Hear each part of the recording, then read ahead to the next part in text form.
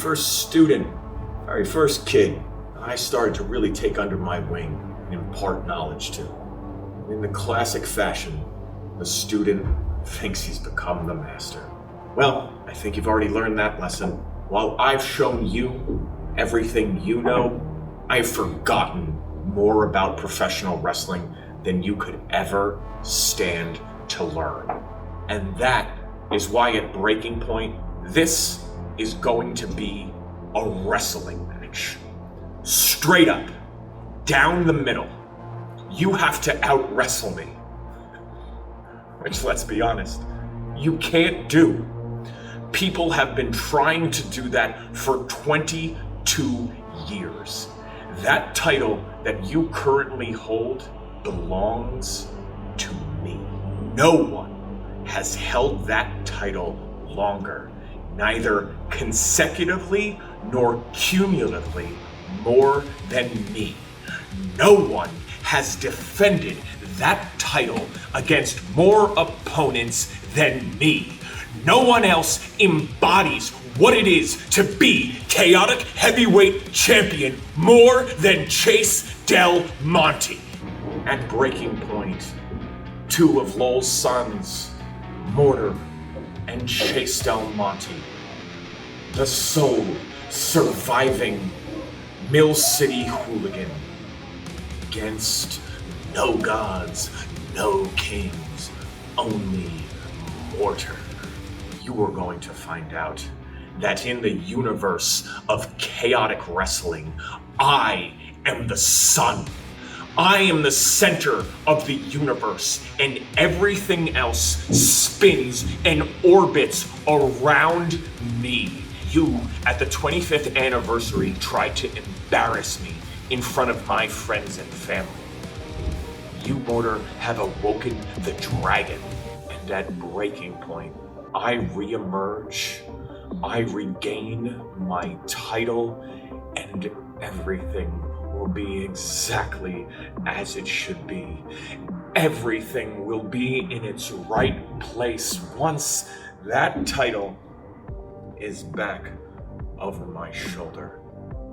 In the lineage of the chaotic wrestling heavyweight title, you will be nothing but a footnote. And the asterisk after your name will say, the end of his reign was via cradle to the grave pile driver, defeated by the greatest chaotic heavyweight champion of all time, Chase Del Monte. Sleep tight, Mortar. See you real soon.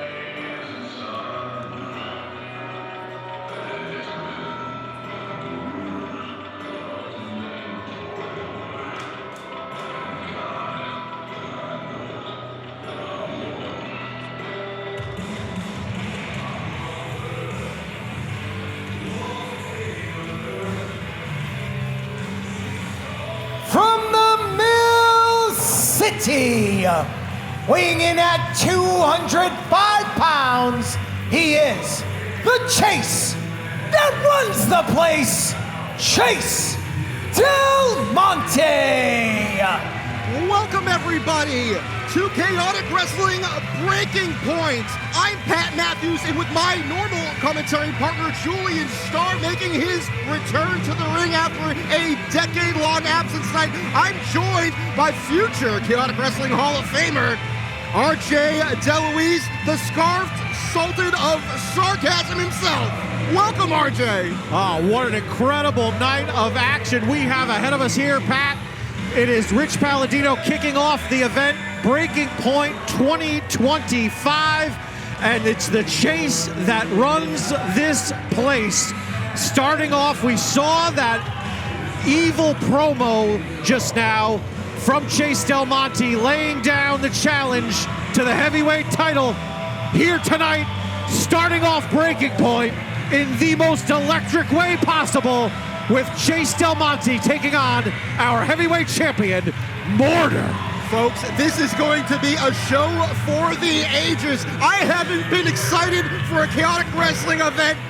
It brought me about a month because we've been on fire, RJ. Well, this is most excitement probably we've ever seen around Chaotic Wrestling, and it is because the young bucks are stepping up. The old generation is fighting to stay relevant and alive, and in no other match than this is that on display here tonight.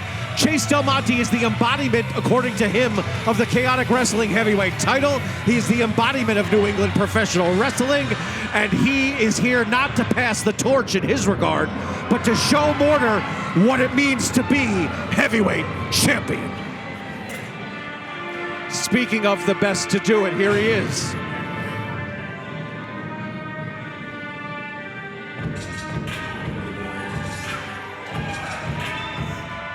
What about this entranceway, Pat Matthews? Talk about a big show feel. This is absolutely stunning. In my nearly 20 years of chaotic action, I've never seen anything like this. This is unbelievable. Listen to the crowd cheering for their heavyweight champion, Mortar. They love this guy.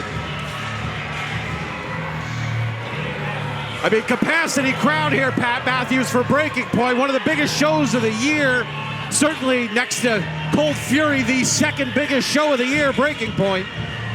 And what a way to kick it off. I mean, look at this. The heavyweight champion's in the opening bout. I mean, with this kind of opener, you know you're in for a show. And folks, not only is Chase making his return to singles action tonight, we have, like I mentioned, Julian returning to singles action tonight. And then we have our main event, the all-out tag team ladder war for the tag team titles. I can't wait. The tag teams will be in full effect in the main event. It is just one giant main event here tonight in the second half of action. But right now, it's all about the heavyweight champion. It's Mortar. He's dancing with the crowd. He's dancing with the fans. They love him here in Lowell. Well, Mortar's had a lot of success in this arena, RJ. This is where he won the heavyweight championship. He beat Richard Holiday in a casket match the very next night. He went on to face Ivar of the War Raiders in WWE, and it was that night at the Chaotic Wrestling 25th anniversary that Chase Del Monte had enough of Mortar. In his words, he took the spotlight away from Chase and his friends. And now Chase is trying to teach him a lesson, and on top of that, take his heavyweight championship to become a four-time record-tying heavyweight champion. Well, and of course, we know how important it is for Chase Del Monte to tie that record held by JT Dunn. It is a thorn in his side that JT Dunn has that record and he doesn't. But he's going to have to go through one of the most talented men in the locker room, one of the most dedicated men in the locker room. There are no gods, there are no kings, there is only Mortar. Well, let's send it back to Rich Palladino in the ring to finish off the formal ring introductions for this championship match.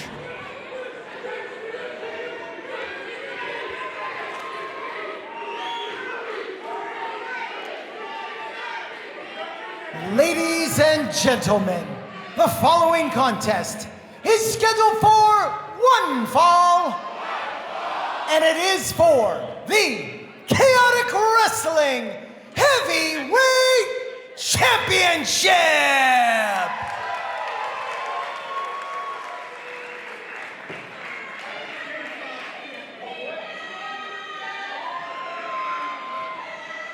Well, Chase indicating to Rich that he's going to need to say more about this title match. Ladies and gentlemen, I have just been informed by the Chase that runs the place that in this match, the Chaotic Wrestling Heavyweight Championship can change hands as the result of a disqualification.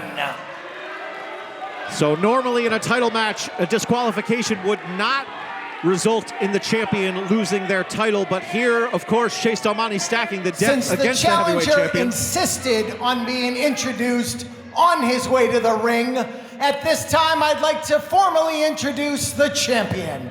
Originally from Medellin, Colombia, now residing in the fighting city of Lowell, Massachusetts. Weighing in tonight at 234 pounds.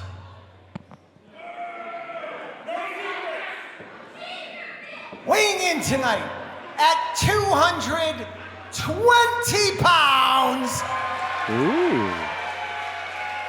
He is the current reigning and defending Chaotic Wrestling Heavyweight Champion.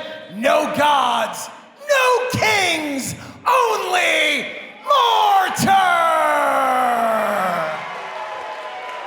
All right, Pat. Well, we have the introductions underway. A little bit abnormal start here with Chase Del Monte running the place as he tends to do. And listen to these fans. They love their heavyweight champion, you said it. But unfortunately for Mortar, the Chase that runs the place does not. And we saw a little taste of Chase Del Monte last show in Watertown and the main event where he teamed up with Donovan Dijak to take on Mortar and his partner for the night, Armani Chaos. And what a wild main event that was. Of course, you can always check out that and all our previous shows on YouTube. Right now, Chase Del Monte, match hasn't even started, and he's on the outside of the ring. It doesn't seem like he's in any rush to get this thing going. He does not appear to be in a hurry, Pat, to get this match started, but at the same time, we have Mortar on the outside now. He's just playing around here. It's little mind games here from Mortar. But Chase is out of his mind, so that's not going to be effective.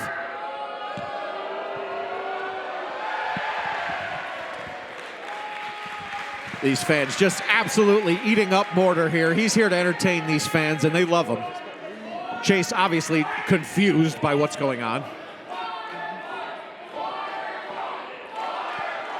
Well, folks, we want to thank you for tuning in tonight for Breaking Point, whether it be on YouTube or Twitch. As we get this going, the bell has rung. And if you're tuning in on Twitch and YouTube, we'd love to hear from you. Let us know where you're tuning in from and who you think is going to walk away tonight heavyweight champion. Will Mortar retain, or will Chase Del Monte become a record tie 4-time Chaotic Wrestling heavyweight champion? Huge shoves there in the middle of the ring. These two not backing down. Collar and elbow tie up now, center of the ring. And Mortar using his strength to back Chase into the corner there. And now breaking it up is Mortar, stepping away here. Now hitting a little cartwheel, little razzle in the dazzle there. Chase not impressed. It's a wrestling show, not a gymnastic show, says Chase Del Monte, which is true. That is accurate. Mortar just showing off the athleticism, and that's just one of the examples of the ways in which he's smooth with those feet. You see the dance moves of the heavyweight champion, but don't let the dance moves fool you. He's out here to kick some serious butt, okay? Don't let it get twisted here, Pat Matthews. He can get down to business when he needs to.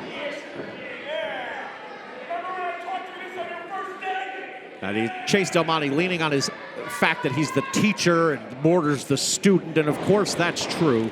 But Mortar is a well-traveled veteran at this point. He's not some young upstart. He's the heavyweight champion of Chaotic Wrestling. He's a standard bearer for New England Wrestling in that case. And so in that way, he's got his work cut out for him here with the crafty veteran, Chase Del Monte. Big scoop and a sloppy cartwheel from Chase. He's looking real good, RJ. Oh, and he just hit his little dance move. That was insult to injury. Yeah, he mocked the cartwheel too. He's hitting his dance moves. And further insult there. Yeah. One of the 7-year-old fans out here had a sign that says Chase sits to pee, and I just think that's just super inappropriate. I would never mention that on commentary, that I saw a sign like that. Just awful. A lot of mind games here early. Fans here just wanting these two to lock up here. Well, they're ready for some action here tonight, and they're going to get it.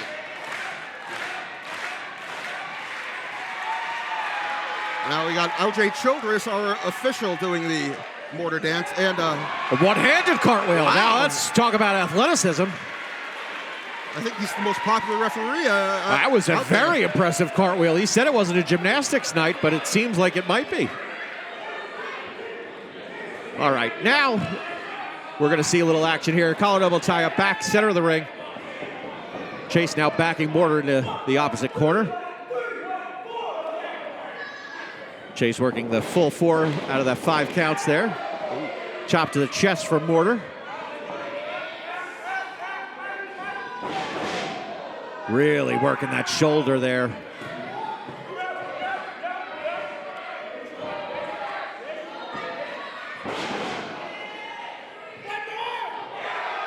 Now here we go.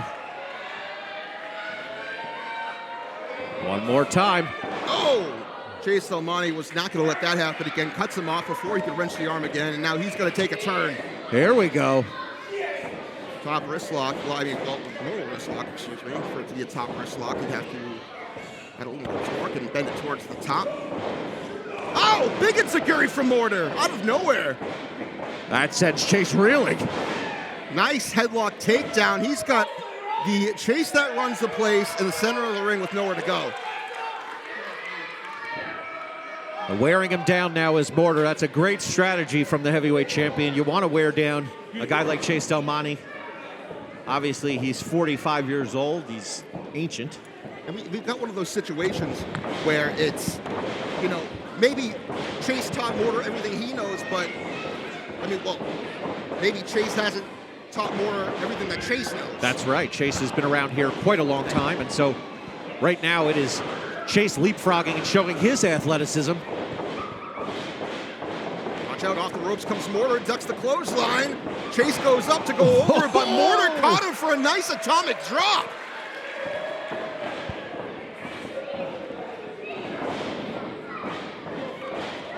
Springboard cross body. Chase is looking athletic himself. Not so rusty. Like to see that sure spring in the step of Chase Delmonte. He is, of course, from the Lowell City. He's by way of the Lowell, but he is, of course, from the Jersey Shore originally. The bad medicine version of Chase Delmonte was the one I was hoping to see here tonight. Going for a short kick there. Mortar caught him, and now he's got him up. Looked like he was going for an F5-5.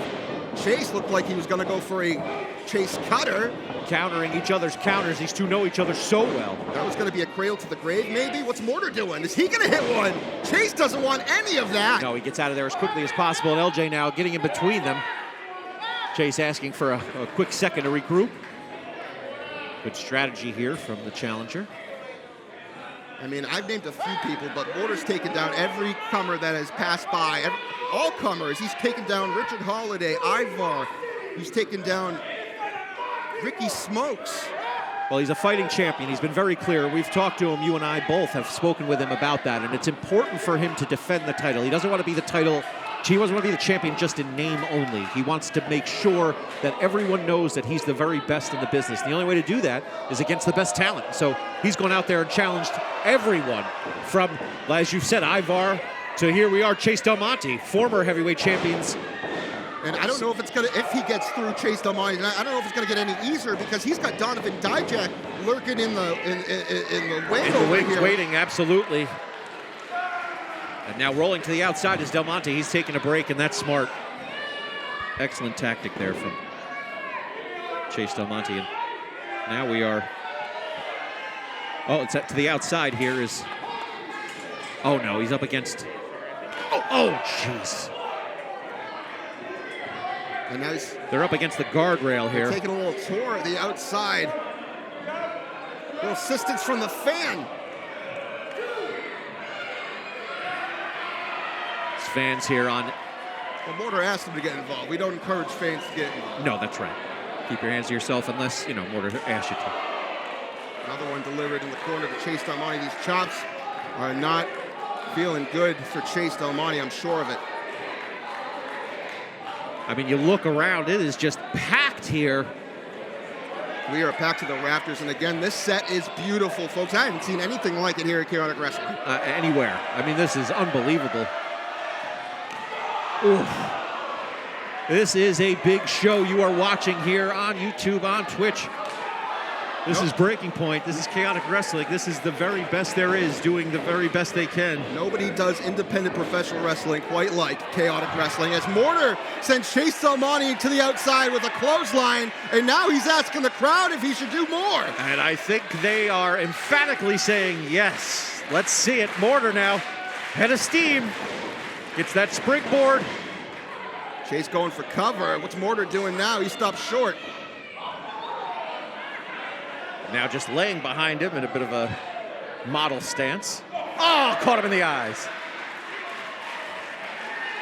One step ahead there, good strategy. Well, Mortar knows if he was gonna not get dirty first, Chase was gonna get there before him, so glad he got the advantage. Scoop and a slam onto the outside. Now Mortar's got real bad intentions out there.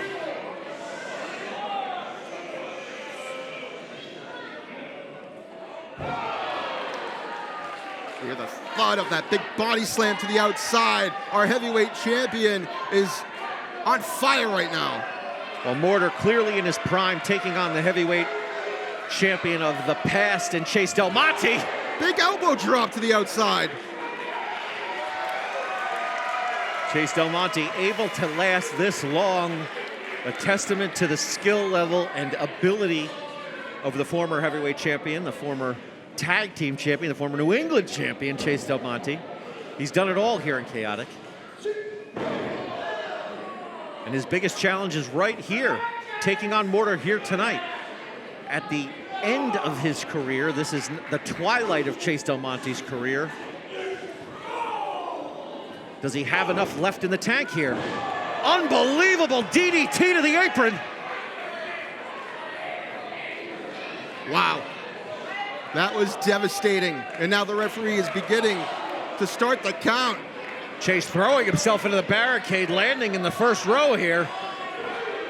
Chase Del Monte letting him count, but I don't know if that is such a good idea, RJ, because he can't win the championship by countout, although he is the Chase that runs the place. Well, it's disqualification, so a countout is, I guess, technically he would be disqualified. Out you go.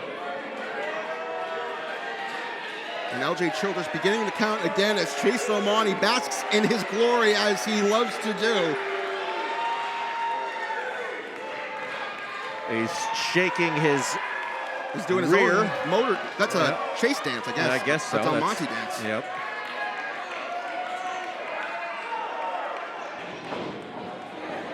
And now, oh, hold on a second. Chase just shoved referee LJ Childress into Mortar. He was trying to adjust his boot and kind of slipped a little bit. I don't know if that's exactly what went down, RJ, but nonetheless, Mortar is on the outside right now, unable to get in the ring. Wow, this is genius strategy here from Chase Del Monte. Wants to take a second here, catch his breath, let his mullet dry out a little bit. It is wet. It is very wet. Oh, just threw that knee into the face, running knee to the heavyweight champion. Chase in complete control here. These fans flabbergasted, exasperated by Chase Del Monte's actions here.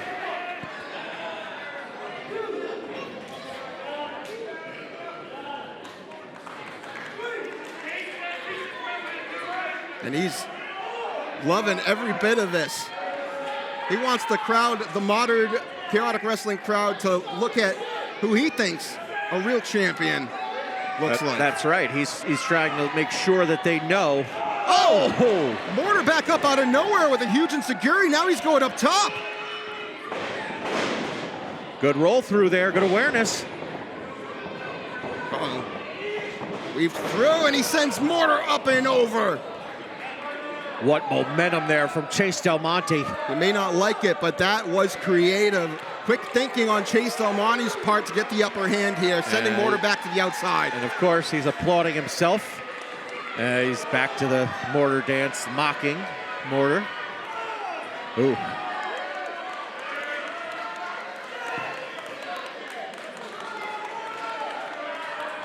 I don't think that a countout is going to be the way this match ends. I know Chase Del Monte would love for that to be the case, but Mortar too strong of an athlete, too strong of a competitor to let that happen. Oh! Double axe handle, cover. Mortar kicking out. Seems that Chase Del Monte has some more work to do. Chase Del Monte asked for this to be a no disqualification, in that the disqualification will be a way in which you can gain the title here. So Mortar could do something underhanded and get the title, but so could Chase Del Monte. There are no disqualifications here.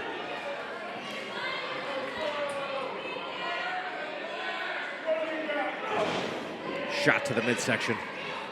Trying to fight back as our heavyweight champion right now. Shot to the chest. Can he keep the momentum going? Sends him off. Oh, big elbow.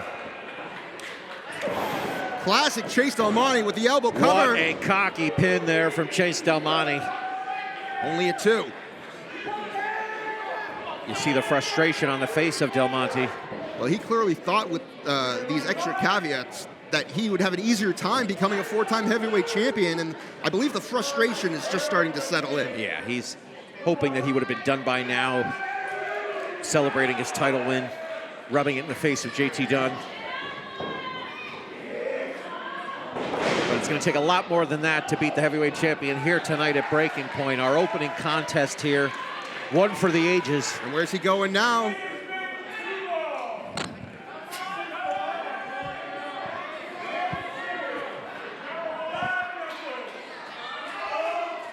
He's going for it. The 5 knuckles of doom. Oh, Mortar looked like he saw it coming, but Chase saw the boot coming from Mortar. And those 5 knuckles of doom. Right to the face, but not enough. Still Mortar has the wherewithal to kick out. He's got some life left. Can he utilize it before Chase Del Monte completely runs him dry? Climbing up to the second rope is Mortar here, trying to regain his footing in this matchup.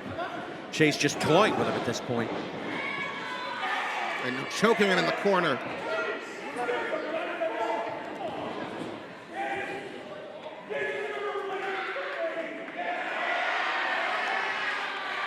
Listen to these fans. They love Mortar. They do not want to see Chase come out of here with the win.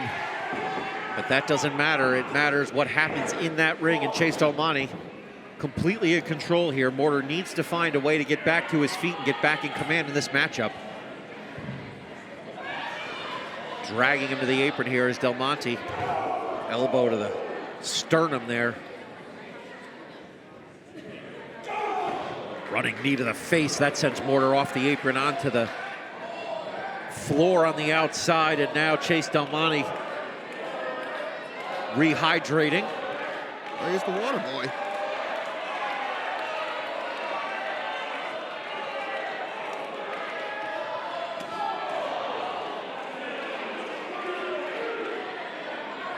Hopefully he'll pay for that water bottle that he stole from a fan.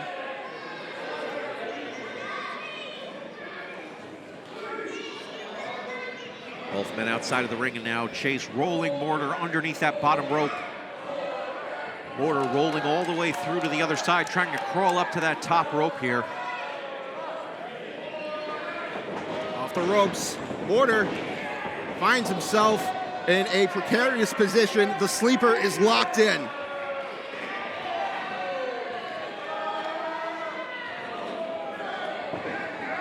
Chase brings him down now into a seated position. Chase on one knee. LJ Childress right there, making sure the sleeper hold does not degenerate into a choke. And now down to the mat, using those legs to grapevine in that, cinch in that sleeper. Shades of ECW Taz there, using that grapevine. Sort of a modified half grapevine there over the top. Just I mean, it's not looking good for Mortar right now. The referee's already gotten to the 2 count. He drops that arm one more time. It's over. Mortar showing some life, though.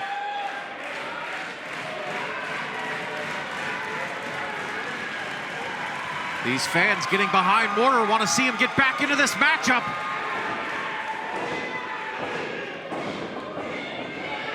Oh! He's got a sleeper of his own. Chase Del Monte, though, reverses. Mortar landing on his feet. Springboard crossbody from the heavyweight champion. And you see the momentum starting to shift here.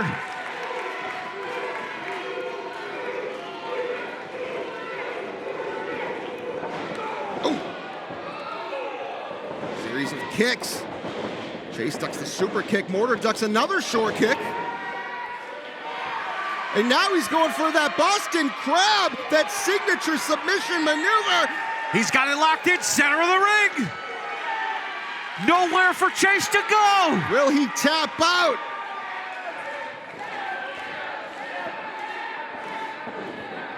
Mortar turns him over again. He wanted to get him the opposite way of those ropes. Now Mortar is ensuring that he cannot get there, but it looks like Chase is doing everything he can to shift his body weight over, and he's successful, unfortunately, for the heavyweight champion. To pull himself through the bottom of the ring and just onto the floor now is Del Monte. What an opening contest.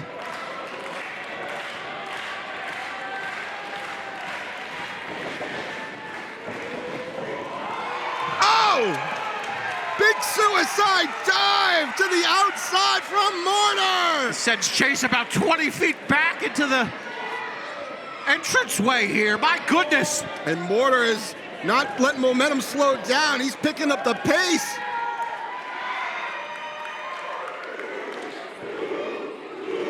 Gonna finish things off here. Oh! Chase cutter! Excuse me, Chase to your face! It's been a while since we've had to call that one. I know, man, out of nowhere.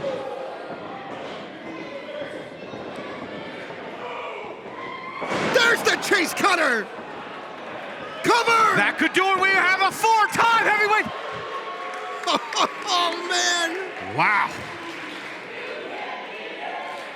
In sequence, Chase to your face, followed by an elevated Chase cutter. Still, somehow, Mortar able to kick out before the 3. And the fans pointing out what might be obvious to everyone watching. You can't beat him. And that might be true. He's certainly struggling. I mean, a chase to your face followed by a chase cutter, not enough. He may not be able to beat him. What else does he have? Where is he going? Is the real question. Is he leaving? Has he had enough? Is he giving up? What's he doing? Hey, he's got the belt. He just took the heavyweight championship belt from the timekeeper's table. Well, he's now set it in the ring.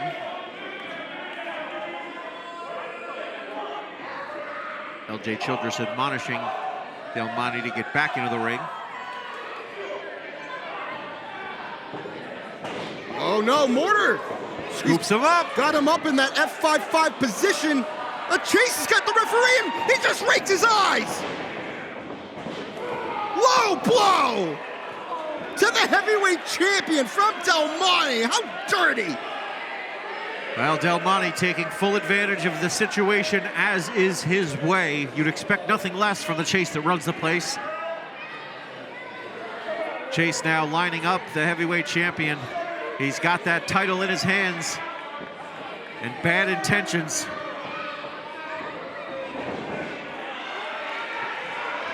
And now look at him. He's lying, cheating, and stealing here. And Chase is the one that just nailed Mortar with the the referee. You gotta be kidding me.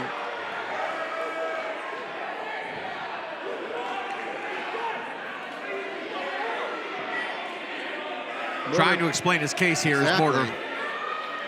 And I don't know if the referee's buying it. Well, now that Chase just popped up, I think the referee's... He's not buying it. I think he sided with Mortar a little bit. Mortar, though, with a huge cross body. Now, taking advantage of the situation, if he's going to run his mouth, you might as well hit him. Huge lion salt from Mortar's the had rope. enough.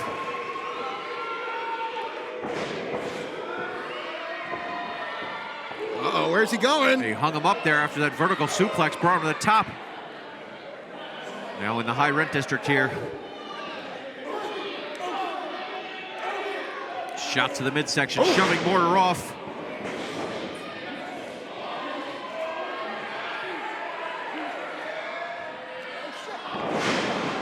Dropping him right on his face now, and Del Monte on that second rope. I think I know what's happening here. Oh my God! No, I didn't! Out of nowhere!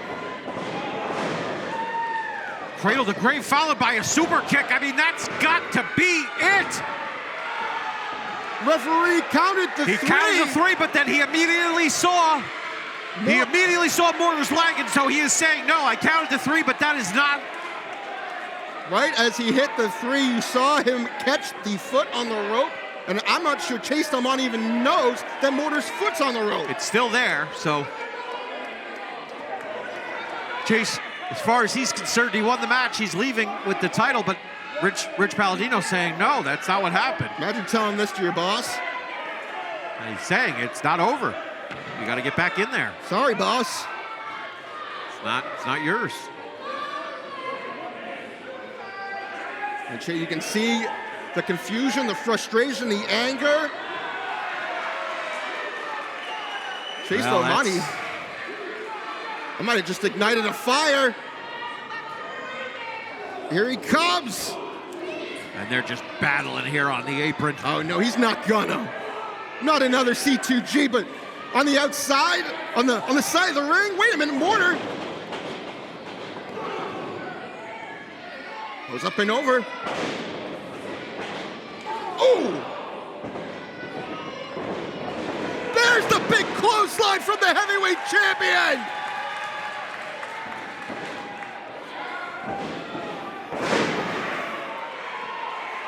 He's not done yet.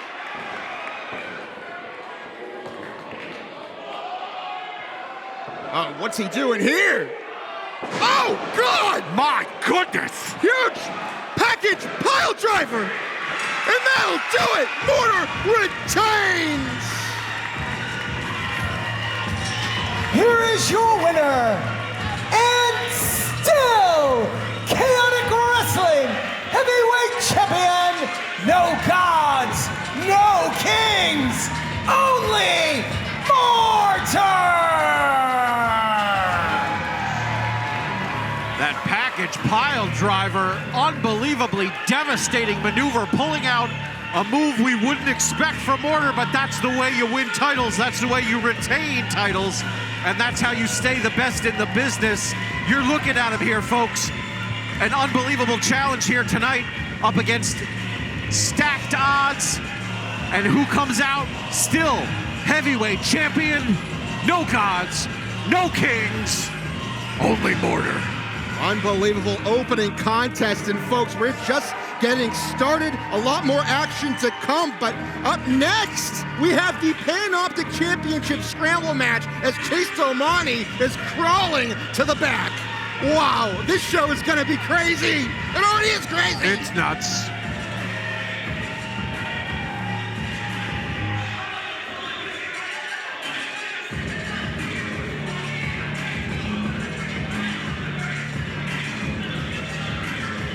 As we take a look at Mortar celebrating with the fans, we'll let you know we have not only that Panoptic Scramble coming up, Milo Mera is going to be taking on our New England champion, his former ally, Arturus, and everyone's favorite rookie, Patrick Wheatman's in action, taking on Sean Keegan Vegan. Julian Starr's returning, taking on Brad Cashew, and we got the all-out tag team ladder war. I mean, this show is stacked. Absolutely stacked. It's our heavyweight champion leading the charge here, starting off the show in epic fashion, pulling out all the stops here against one of the greatest heavyweight champions we've ever seen, Chase Del Monte, and we are underway. That's just match one. Let me officially say, good evening, Lowell, Massachusetts! and welcome to Breaking Point. How about that setup, huh? Yeah.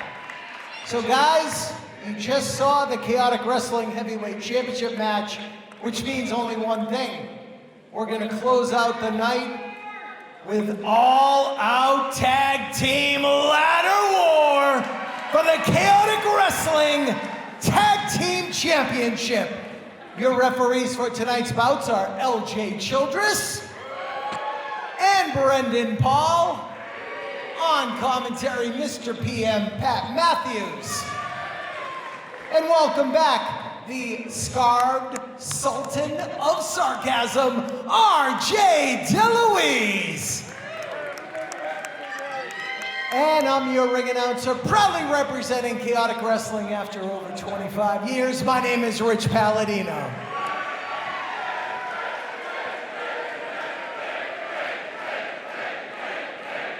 Thank you, Lowell, Massachusetts. The following contest is a scramble match, and it is for the Chaotic Wrestling Pan-Optic Championship.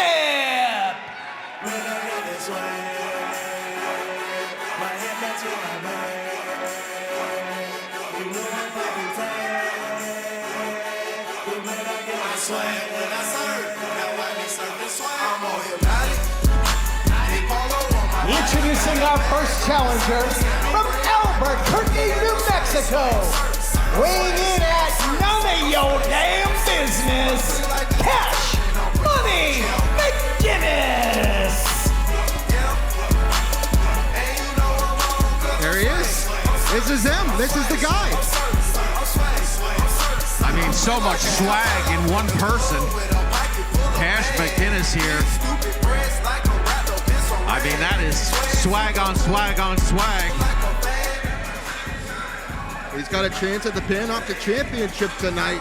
I mean, Is it Cash Money time? It might be. he's definitely making his name known around here. I don't know if in the greatest of ways. Well, you know, he's a young upstart. He's trying to make a name. You want to see a little flash, a little flair? I like it. Definitely got the flash. It's sparkling.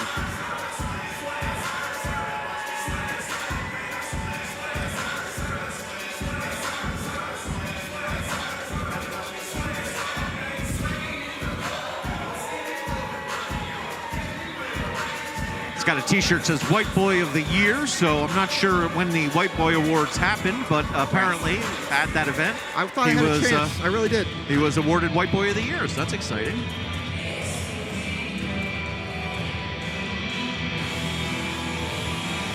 Introducing our next challenger from Toronto, Ontario, Canada, weighing in at 176 pounds, the B-Guy, Von Vertigo! Well, Von Vertigo making his Chaotic Wrestling debut here tonight. What an opportunity for someone to make their debut. A Pan-Optic Championship match. See what he has in store for the Chaotic Wrestling crowd. Now, the international superstar wanting to make a name for themselves, of course, wants to come and be a part of the biggest event in Chaotic Wrestling, and here it is, Breaking Point, the V-Guy.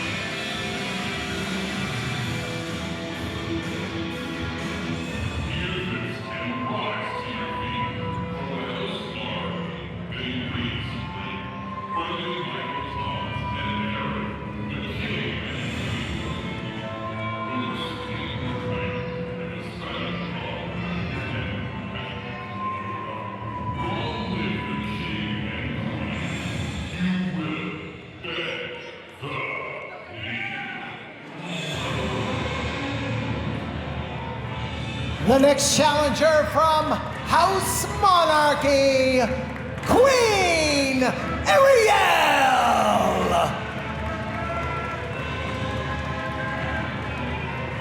Queen Ariel, not in the all-out tag team ladder war. That's going to be left up to Prince Jamari and King of BMT, but she's going to try to bring home the Pan-Optic Championship gold. Maybe by the end of tonight, the Monarchy will be glowing in gold. Well, that's certainly what we would expect the Monarchy to be attempting to do here. The Queen of New England, the Queen of Chaotic, the former Portuguesa Principesa, now Queen of Chaotic, Queen of New England. Some 20-plus years of wrestling experience. Ariel's one of the finest to ever do it, one of the finest, period. She is the matriarch of the monarchy, and here to assert her dominance wearing her tiara and getting the respect she deserves from Vaughn Vertigo, the V guy.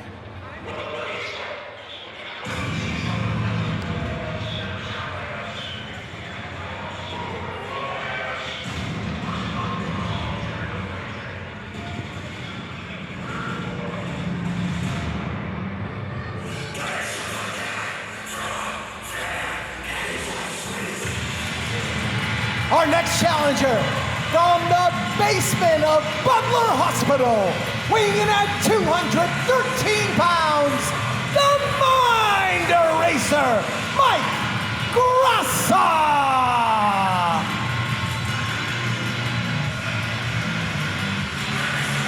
Well, Pat Matthews, this is a scary dude here. Yeah, we haven't seen him here in Chaotic Wrestling in a while, but Mike Grassa made his debut about, I'd say, 10 years ago or so, back in Woburn, Massachusetts, and it's always great to see him in action around New England, and it's great to see him back here in Chaotic Wrestling. Can he take advantage and win a championship in his return?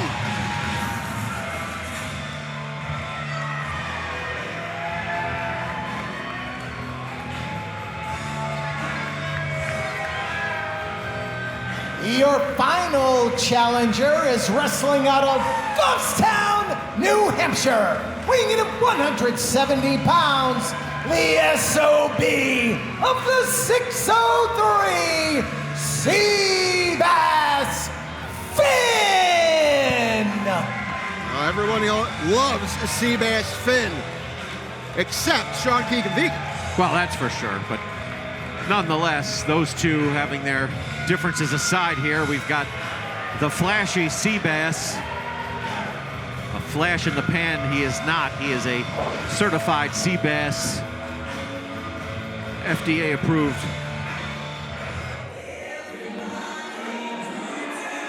Oh, God. Well, at least I was expecting him this time. And their opponent, from the trophy room of his winter residence in Switzerland, weighing in at 183 pounds, he is the current, reigning, and defending Chaotic Wrestling Pan-Optic Champion, Calvin Dumont! Well, Calvin Dumont apparently now has time to visit his daddy's residence in Switzerland. Well, and he's trying on the t-shirt. Of course, it says White Boy of the Year. He's now claiming the title of someone else. Obviously, he did not win White Boy of the Year. That was awarded to Cash McGinnis, accordingly. So now we have a dueling White Boy of the Year battle happening here. Yeah, Cash McGinnis is not happy about it. Wow, and it's just the disrespect to his t-shirt there by Calvin.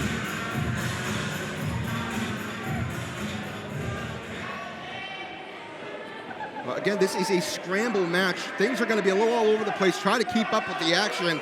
I know referee Brendan Paul is going to have some trouble doing so here tonight, but one of these competitors here will walk out Chaotic Wrestling Pan-Optic Champion.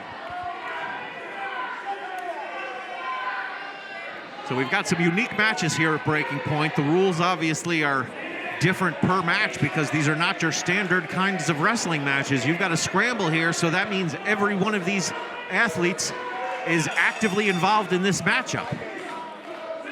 So anyone could gain a pinfall or submission, and that would make them Pan-Optic Champion. Pan-Optic Champion. It's not a good spot for Calvin Dumont, that's for sure. Because he could have no hand in losing his title here tonight. He does not have to be involved in the decision to lose his title, and that is not a place you want to be in as the reigning title holder. And Calvin Dumont told Cash McGinnis that they might have had an alliance there. Quickly ran out of the ring to break that alliance. And now Cash McGinnis is in the center of all these strikes here. which does not work out well for Cash, but Calvin smart on the outside, the champion watching Cash McGinnis get his dome kicked in. And so there's a couple different ways to play it. You can stay in the action, or you can do what Calvin's doing and catch Cash as he flies to the outside.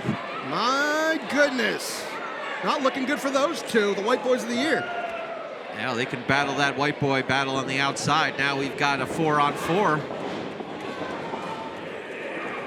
Scoop up and over there is Seabass Finn, and now Grassa to the face of the Queen of New England. The assist from Vertigo. Now Grassa's got Seabass with a follow-away slam. Vertigo, standing moonsault cover. Almost had a new champ right there. You like the speed and quickness of this matchup early here. Strong athleticism right off the bat. Swing and a miss there on that Itsuguri from Seabass Finn. And now, torture rack position almost. Oh, what's that? Pretty innovative if you ask me. Kind of a springboard fisherman there, and now Grassa loading up. Von Vertigo fights his way out. Try and keep up, folks.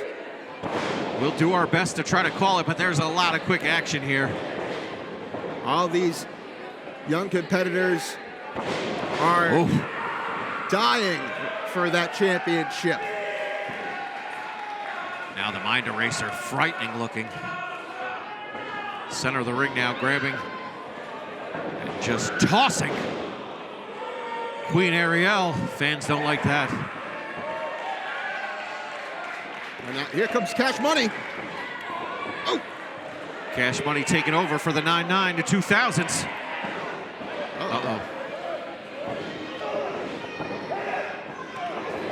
Clubbing blows here, teaming up is Cash and Calvin.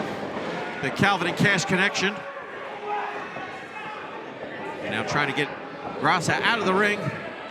Sending the Mind Eraser to the outside. Calvin and Cash working well together, but now Cash saying, hey, what the heck, man?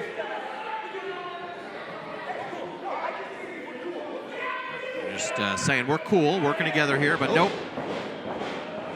You can't trust each other, especially these two. Are they related? They might be. Look, double poke to the eye. No one can see it coming now. And now a double pink assault here. The Queen and the Fish. Double fisherman suplexes, or fisher lady suplex, as it were. Well, that would have been quite a dilemma there if that was a 3 count for both. Sure, what would happen? Co-champions? Yeah, I guess so. Oh.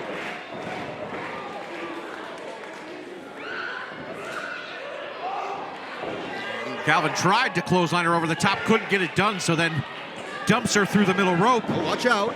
He ducks Seabass's elbow and sends him to the outside. Now Calvin with that one wing on his side here. Is he going to use it to fly? Man. That really wasn't flying. That was a leap. Oh, what's the Vertigo? Oh, we've got action on the outside. We've got action on the inside here. All that matters is what's happening inside the ring. You cannot win on the outside. Vertigo's up top. Oh! Big high angle senton to a standing Grassa, and he throws himself to the outside. He's on fire himself. He's just gonna make a pinfall here. The Toronto Tumbler out here, just quick move to quick move, and now Cash Money hoping to get that quick roll up there, not able to do it. Quick thinking on Cash's part, take advantage of the lack of pinfall from Vertigo, but unfortunately, too much time had passed. And the Sparkle Pants team now trying to get the advantage of the veteran here. Clubbing blows to the back of the Mind Eraser. What's he thinking? Oh no. Now Grassa. Doesn't matter what he's thinking anymore. Just shoves the Cash Man onto all those unsuspecting members of the outside. And now Grassa, what is he doing? Oh! Just dumps himself onto all of those competitors to the outside. The only one left standing here is our queen. And what's she doing? Where's she going? She can't be thinking about jumping off there, can she? Oh, she's flying! What athleticism from the Queen of New England, Ariel, getting aerial. Soaring through the air on top of all of the competitors, but apparently didn't get all of Cash McGinnis. Well, young man Cash now fighting, trying to get back into this here. A shot to the face there from Cash to the Queen. Ooh. Disrespectful knee to the face there, and Seabass climbing up the ropes there for that enziguri.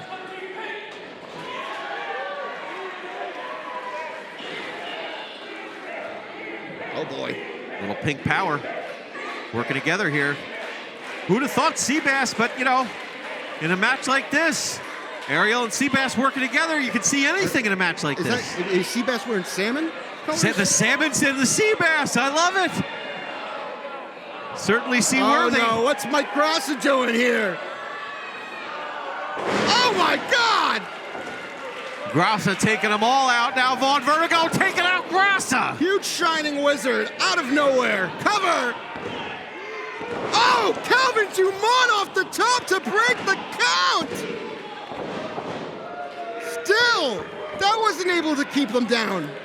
He almost fell on top to win the title, to retain the title here. Odds not in the favor of the champion. He does not have to be involved in the decision.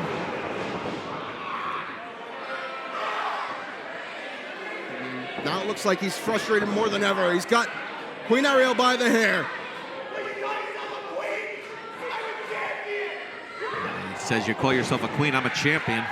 Ariel says, don't care, punches him in the face. Oh, big power slam from the Panoptic champion, Calvin Dumont.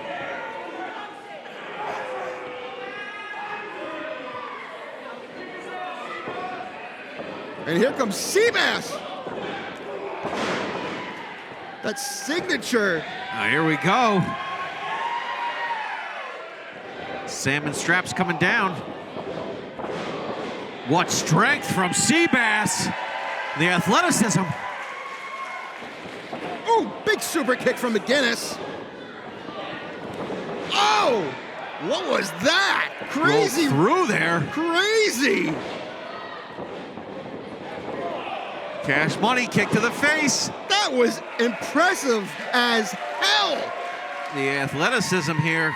I did not expect that from McGinnis.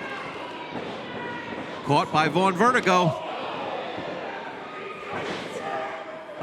Oh, God! That brainbuster to the knee from Von Vertigo to McGinnis. And now Mike Grassa trying to take control. Uh-oh, caught there after that springboard. Now the Mind Eraser just taking him out there. This could be it. We could see Grassa walking out of here. Almost Panoptic champion. Broken up there by the Queen Ariel, and she's just pummeling Grassa, just clubbing him in the back. Now he's got her by the throat. Uh-oh.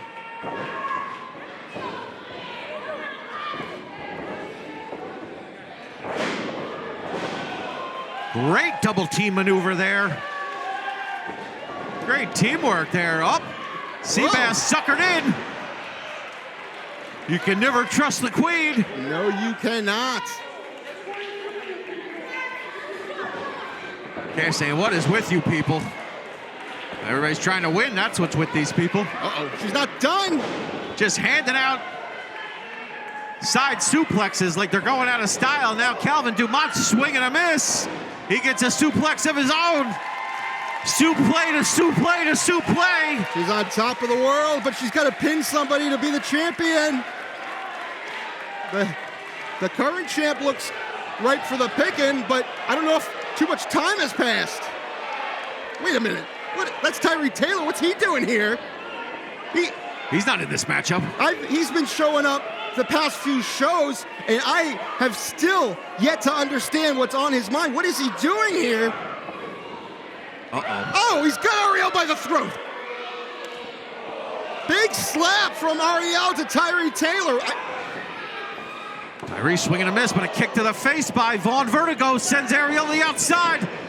Oh, no. Uh-oh. Oh, God! Big punch from Tyree Taylor. Sends Vaughn Vertigo into the front row. What the hell is he doing here, though? Whatever he wants. My goodness! Clearly. Sending Cash through the mat.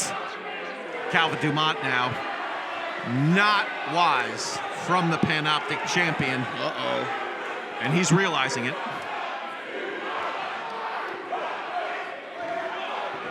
Oh, he's not gonna. He's gonna take out the Panoptic champion with a big part of. Oh, it's not a Brooklyn Zoo powerbomb. What's he doing? What was that? What the hell was that? He's just staring at his hands. I don't quite understand what's going on with Here's Tyree your Taylor. winner, and still Chaotic Wrestling Panoptic Champion, Calvin Dumont. Well, just as mysteriously as he showed up, Tyree Taylor out the back door after not finishing the deed. I, again, have more questions than answers with Tyree Taylor. And once again, Calvin Dumont slips away with the victory here.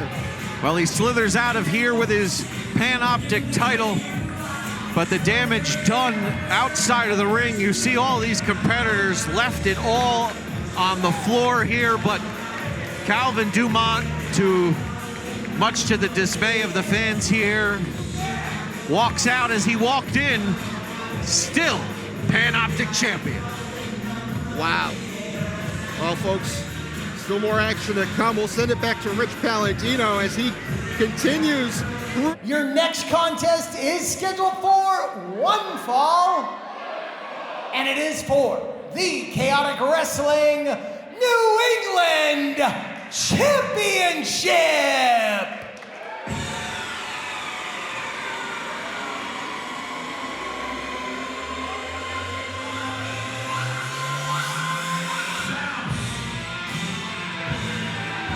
Introducing first the challenger from Boston, Massachusetts.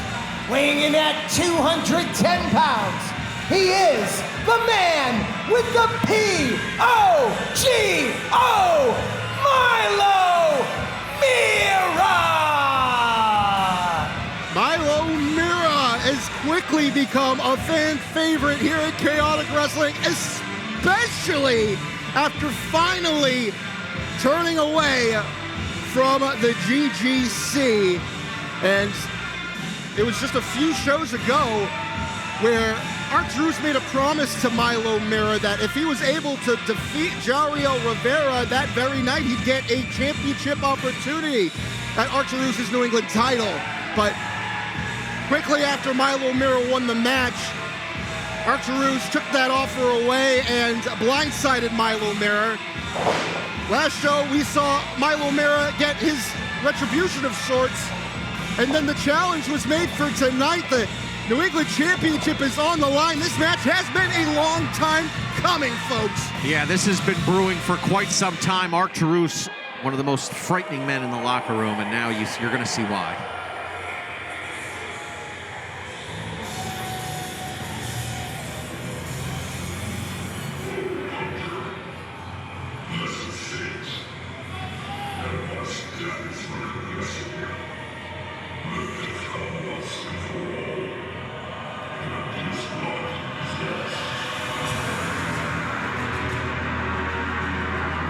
And his opponent, representing the GGC, weighing in at 352 pounds, he is the current reigning and defending Chaotic Wrestling New England Champion. This is R-Truth.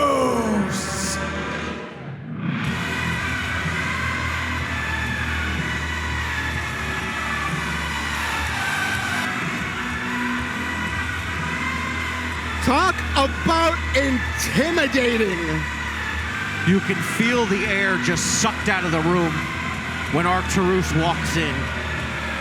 The presence that this man has is one that is simply can't be put into words unless you're physically in this room. He sucks the oxygen out of the room. He is one of the most frightening individuals I've ever come in contact with.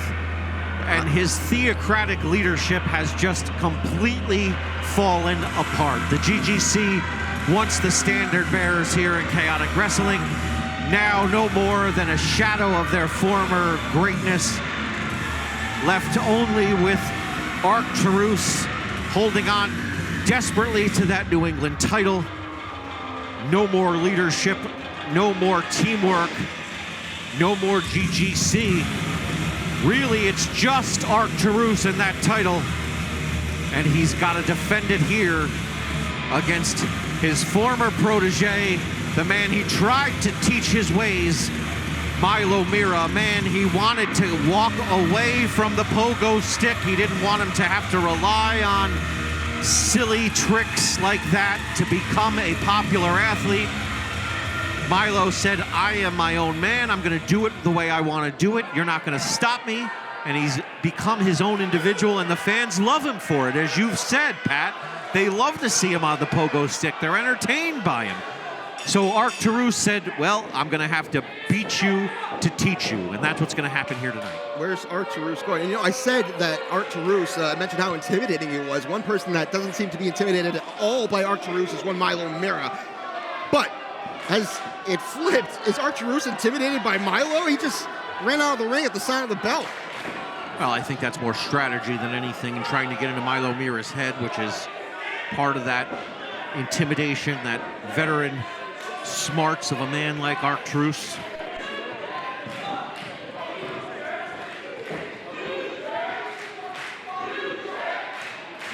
You're right. I think you're absolutely right. It is mind games that Arturus is playing, and once more, there he goes. Adding on. Oh, he's stretching his back. He's getting, you know, he's an old man, so he's going to stretch his back out. That makes sense. And he's just not ready. He said he's not feeling it yet. So he's not quite ready to start the match, so he's going to take his time. Well, looks like Milo Mira is more than ready. He's anxious. Yeah, he's been waiting for this. As you've said, this is a long time coming for Milo Mira. He's been waiting to get his hands on Arturus, desperately waiting to get his opportunity to put a beat down and a hurting on his former leader.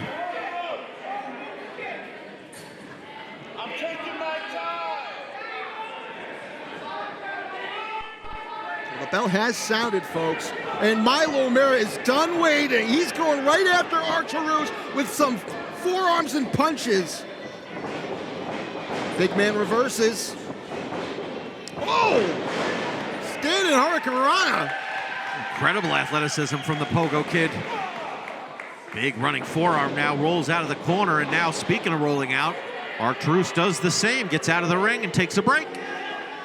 He's very good at that. It's one of the things he's done best so far in this match. Well, the man's got, he's got his hands on the pogo stick right now. And so come on, now just mocking the fans with Milo Mira's pogo stick.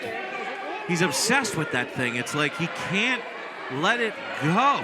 Well, that's where the dissension started with the GGC, especially Milo Mira and Arturus.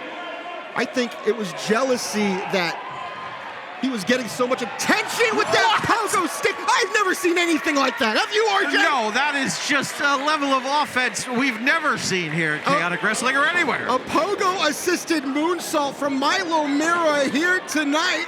Unbelievable. The breaking point, you pull out all the stops, and that is unseen, unheard of, just unreal.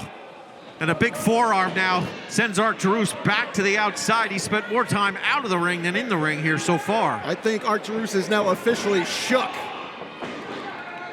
Now Milo Mira showing that he has strategized here against the big man now, not letting him get back in the ring. Very smart here.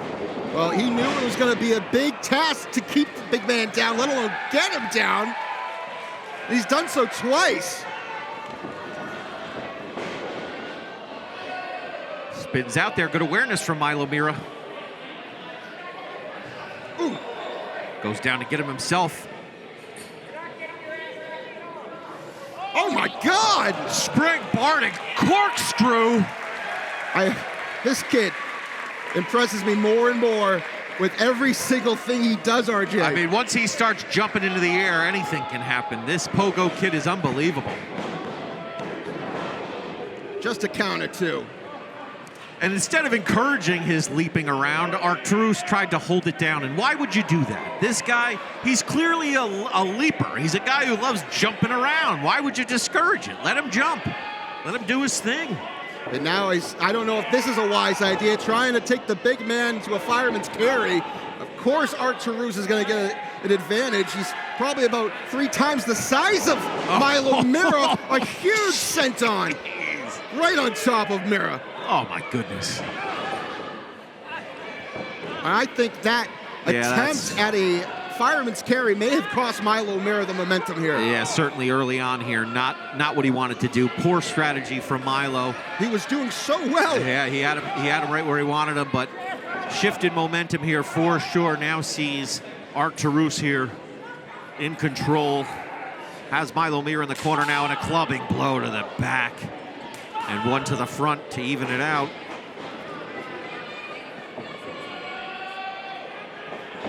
And now just peeling him out of the corner.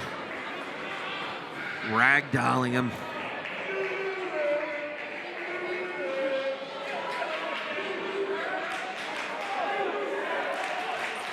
It's not looking good anymore for Milo Mira. But the crowd is doing everything they can to try and start some sort of momentum in Milo Mira's favor. Maybe some motivation will help. Milo's certainly asked for this matchup. He's wanted this matchup. He needs to prove not just to these fans, but to himself that he can beat Arturus one-on-one. In order to show all of these fans that he belongs in this locker room, he needs to prove it not just to them, but to himself. He needs to be able to show that he is one of the top guys, not just because of his pogo stick, not just because he's part of GGC, but because he's an individual who can go. He's out here working hard, training hard, and he's a premier athlete, and that shows it right there, the devastating power there. Death Valley driver, not enough. Man. If you had told me he would be able to get him up like that, I wouldn't have believed it.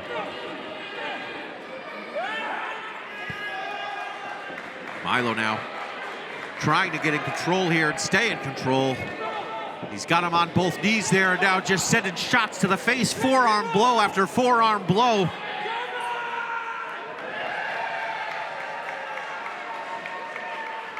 He's firing up here. These fans want to see it. Big double shove off there. Springboard. Oh no, he's not done here.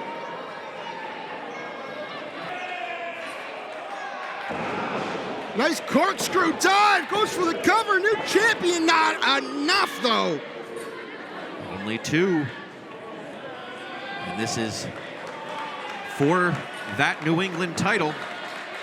So Milo Mira, never having been in a New England title championship matchup before, finds himself not only able to take on his leader of the GGC, his former friend and colleague, his leader, but he also gets a chance at the Chaotic Wrestling New England title, one of the most prestigious titles in all of wrestling. Uh-oh. Ooh. Boot from Milo Mira. He's pogoing his way up. Blockbuster! The precision here from Milo Mira, everything hitting at the right time, and now adding to that the pogo stick here. What's his intention?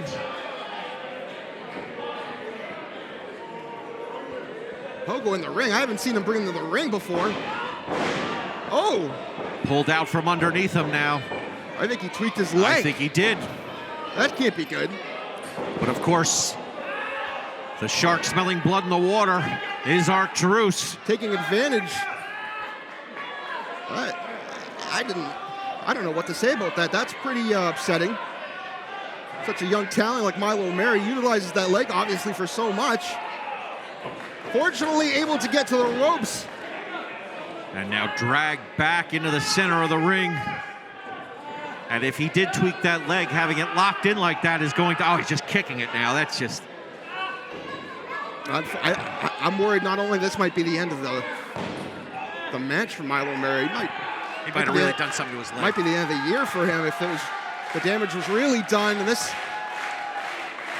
leg lock from Arturu certainly is not going to help things.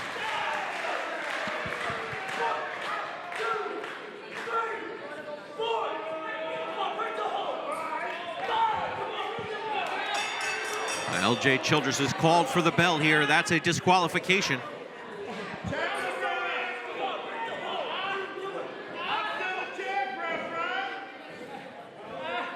Ladies and gentlemen, the referee has disqualified Arcturus. Therefore, the winner of this match via disqualification, Milo Mira!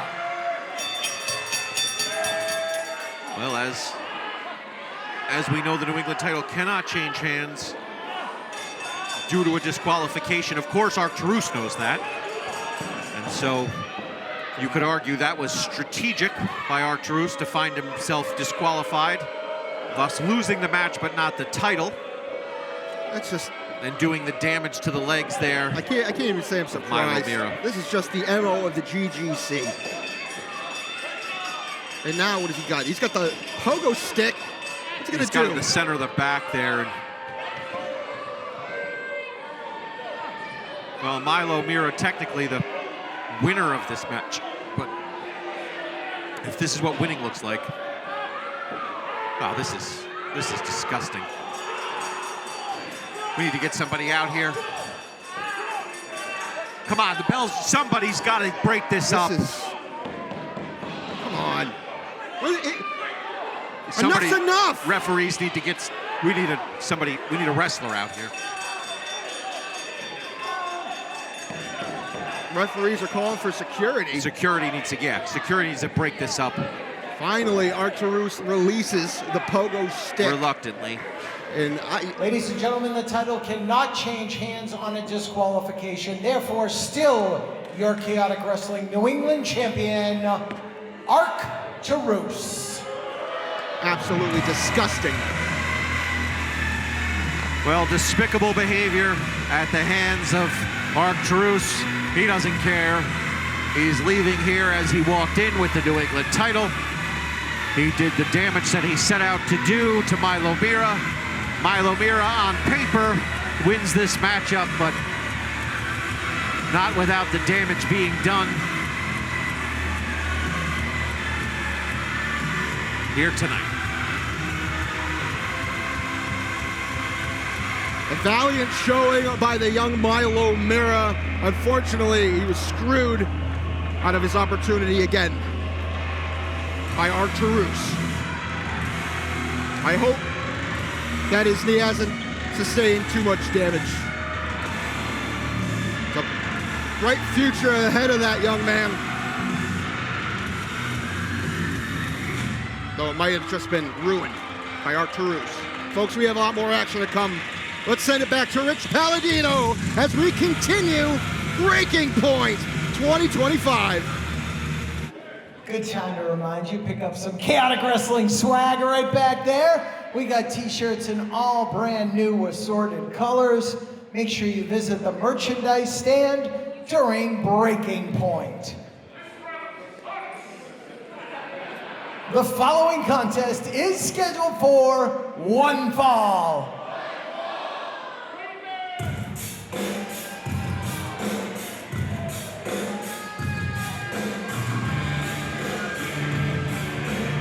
Introducing first, accompanied to the ring by his soy boy, Luke Barnes from Manchester, New Hampshire. Weighing in at 224 pounds, Sean Vegan Keegan. Now Sean Keegan, Vegan, has turned his attitude for the worse. And now he's joined by Soy Boy. I mean, Well, his t-shirt says he doesn't eat anything that poops, and I just don't know what to do with that, to be honest. I've been having some trouble. I hope he doesn't eat me. Yeah, that's true. That's hopefully not. We'll see. So Sean Vegan Keegan out here with Soy Boy, and this is going to be a nutritional matchup for the ages, taking on the young upstart Patrick Whitman.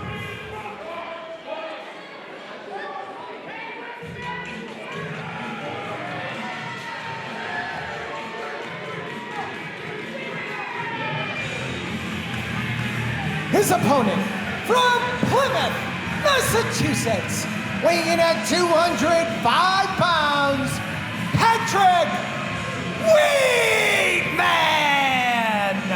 But they love the Wheat Man. And the sign says, "We eat meat, the Wheat Man eats meat, and wheat. We eat meat. Wheat meat. Wheat meat. And Wheat Man." Well, You gotta say it right, it's Wheat Man. Wheat Man, Patrick Wheatman, has quickly become a fan favorite, and rightfully so. He holds victories over Richard Holiday and Brad Cashew. I mean, that's no small resume to have in such a short amount of time. Waving to the fans here. He's just excited to be here, the Wheat Man. The fans cheering, "Wheat, wheat, wheat."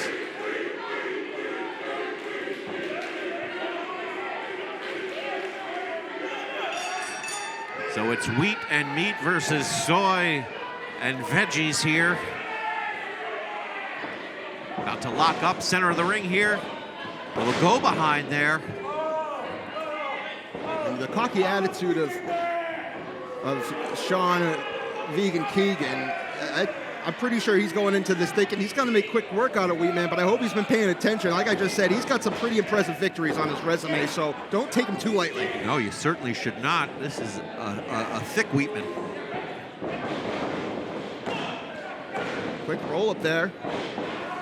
And now Wheatman's got the head locked in.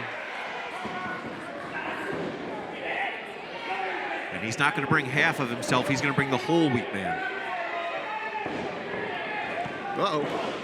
Big shoulder block there. Nice tackle. Fans love it. They're hanging on every move here. Big leap there from the Vegan. Whoa, with ease. He just picked up Sean Keegan, SVK. Drop down from Wheatman, though. Uh-oh. Tries a hip toss, but catches him.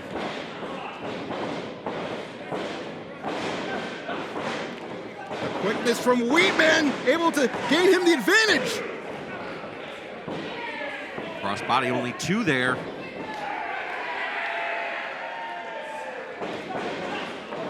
Nobody home for the Wheatman. Sean Vegan Keegan's got him where he wants him. Pump handle.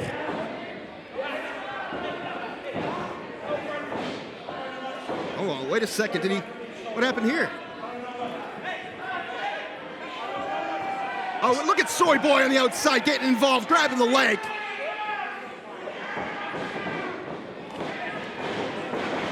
Oh, and a slide underneath there. And Patrick Wheatman getting a little vengeance. But now smashed from behind there by Sean Vegan Keegan. He's failing himself right now. Oh, he's just really letting these fans have it. And it's fine that he doesn't eat meat. It's just he needs to let everybody know that his lifestyle is his whole personality. It's just that, find something else to be excited about. I don't know. It's cool you like veggies and all, but geez. And obviously, Wheatman is worse for wear. As SVK continues to lay it in.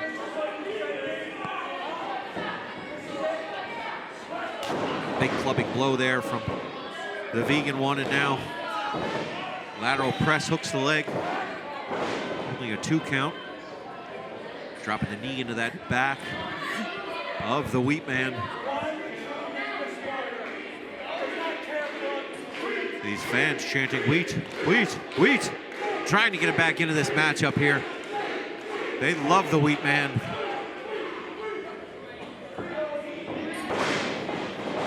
Oh. The fiery upstart now in a bad way in that corner.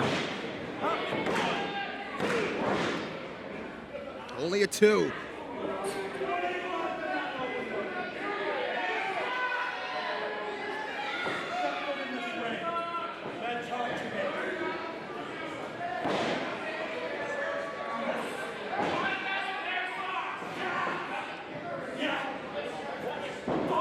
Certainly we're excited for this matchup, but you know we've got 2 more big matchups here. Of course, the next one being the nuttiest one. Oh, big exploder suplex from Keegan.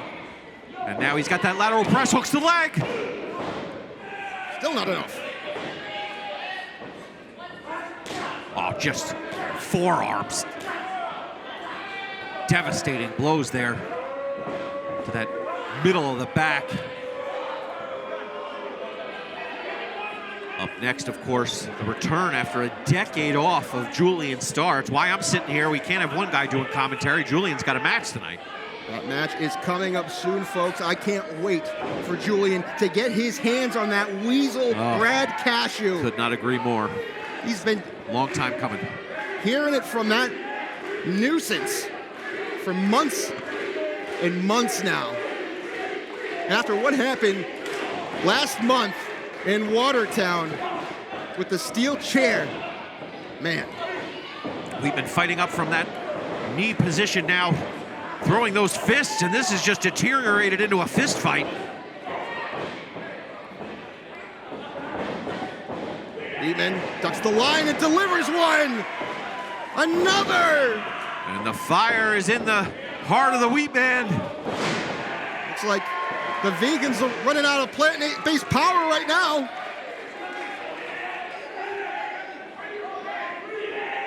Here comes a treat from the Wheat. He's not done. Treats. He's got another one. Multiple treats from the Wheats. Sends him over. Look at the intensity. Spinning sidewalk slam. A side Wheat slam. Soy Boy with the assist, getting the leg onto the bottom rope. That's an excellent job by the Soy Boy. Come on now. That's good work. That's why you bring him to you. Bring him out here with you. And now Wheatman, I think he's had just about enough of Soy Boy here tonight, getting involved in his business. Soy Boy pleading for peace and unity. Wheatman having none of that. Oh, wait a minute. Look who it is. It's Seabass Finn. These two no strangers to one another. Former best friends turned bitter enemies for months and months now. Oh, double stomp from everybody's favorite fisherman. And seafood was on the menu here. Oh! A Wheat to the face. And that does it! Another W in the win column for Wheatman! The W in Wheatman is for winner, folks. Patrick Wheatman! Well, the assist from the unlikely partner, Seabass Finn here, coming out to get his revenge, evening the score with Soy Boy out here, and now Wheatman getting his third victory in a chaotic wrestling ring, stacking up W's after W's. Could it be a little friendship brewing here with the Seabass and the Wheat? Hard to know, but the Soy and the Vegan not happy in the center of the ring. Shoves the Soy Boy, does Sean Vegan Keegan on his way to the outside.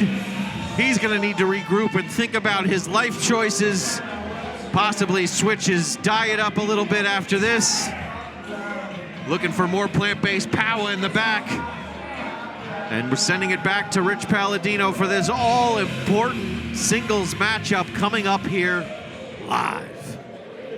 Ladies and gentlemen, your next contest is scheduled for one fall. And this match is rightfully entitled as One More Match!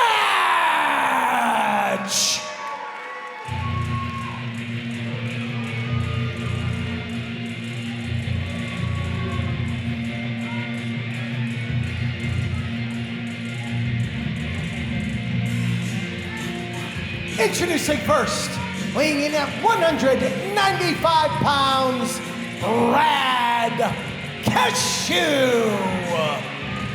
I had just about enough of this guy's voice, his face, and just about everything about this guy. Get in the ring.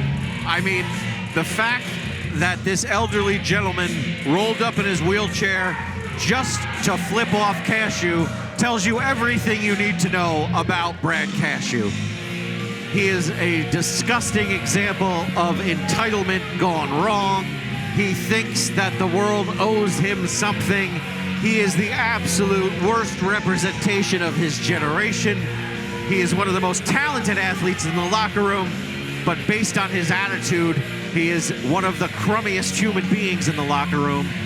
And that just does not bode well for us. We are not fans of this man. His work rate, his unbelievable athleticism can't be denied, but his attitude stinks. And the man who's gonna readjust that attitude here tonight, our buddy, Julian Starr. His attitude doesn't stink, it reeks, RJ. It's disgusting.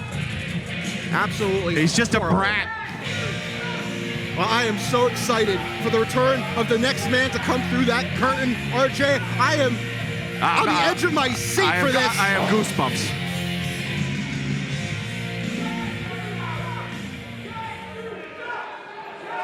It's the return of a legend.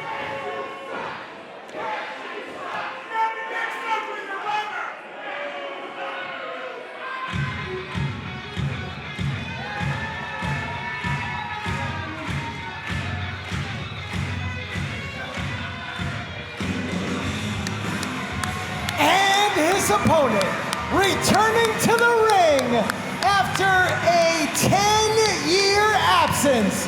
He is a former Chaotic Wrestling Triple Crown champion, wrestling out of Bedford, New Hampshire. Weighing in at 240 pounds, Julian Starr! Go get him, Julian! Go get him!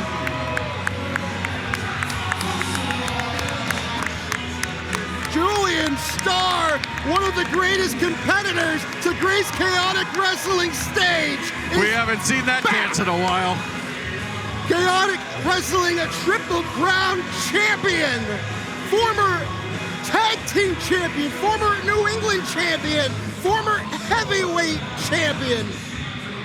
I was talking to Julian before this all-important matchup. He was chatting with Brian Logan and I before tonight's event, and we were talking about his career trajectory. And Julian Starr is one of the most pure athletes we've ever seen in Chaotic Wrestling. There was Andre Lyons before him, then you had Julian Starr, then of course Flip Gordon, the kinds of athletes that come along only once in a while, the kind of athlete that moves with such precision and technicality that you can't quite put your finger on it. They just have that innate ability to be that much more cohesive in the ring than other people. And it's just hard to explain that je ne sais quoi quality that certain guys have. Julian Starr has always embodied that to me.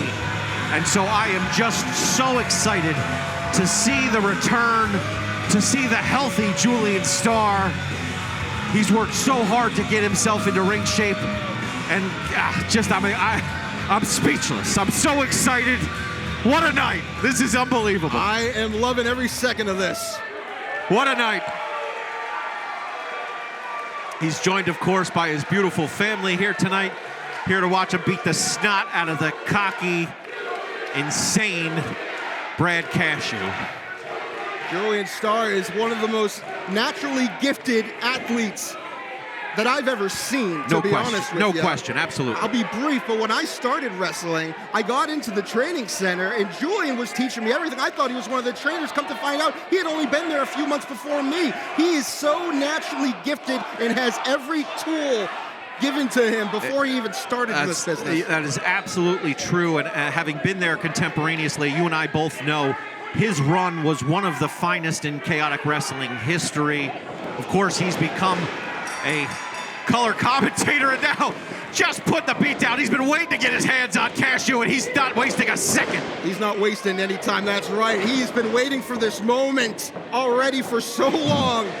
And that's gotta feel good, boy. I'm feeling good. I'm enjoying seeing this. He's got his family in the crowd. His wife Suzanne is here. His stepdaughter is here in the crowd. And she's the queen of sleaze in her own right. Making their way to the outside. Big clubbing blow. Let's break these cashews up here a little bit. God, I'm gonna enjoy this. Let's crack some nuts. Yeah, I like this. Headbutt from the former Triple Crown champion. Big chop. Well, Julian Starr here really enjoying himself. You see the smile on the face of Julian. It's one thing to be able to come back. It's another thing to be able to come back and put a beat down on a guy you just despise. Rolls back into the ring to break up the count. Smart veteran maneuver there from Julian Starr. He knows the rules. He's in his domain. He hasn't lost a step. For him, it's like riding a bike. I mean, that's just a closed hand fist to the face. Love to see it.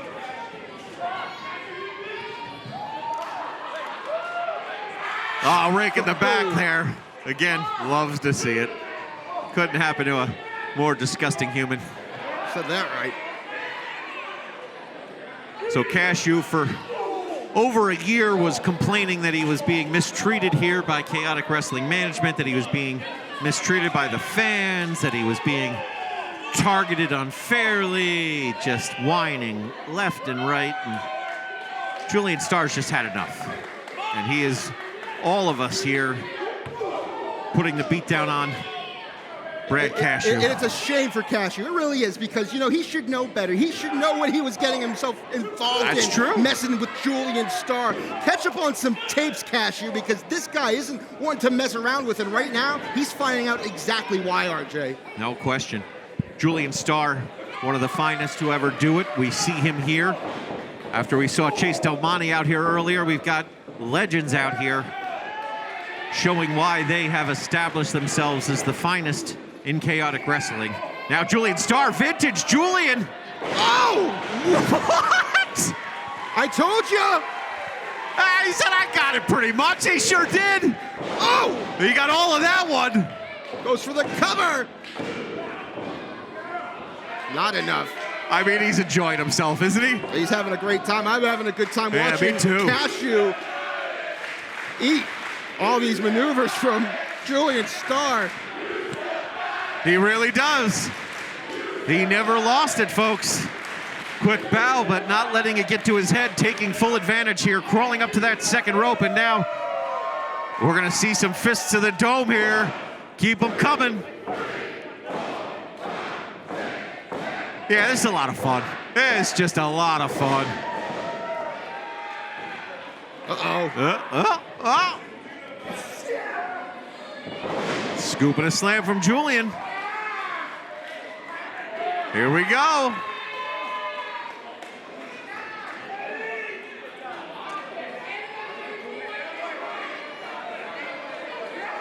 Where is he? He's gonna...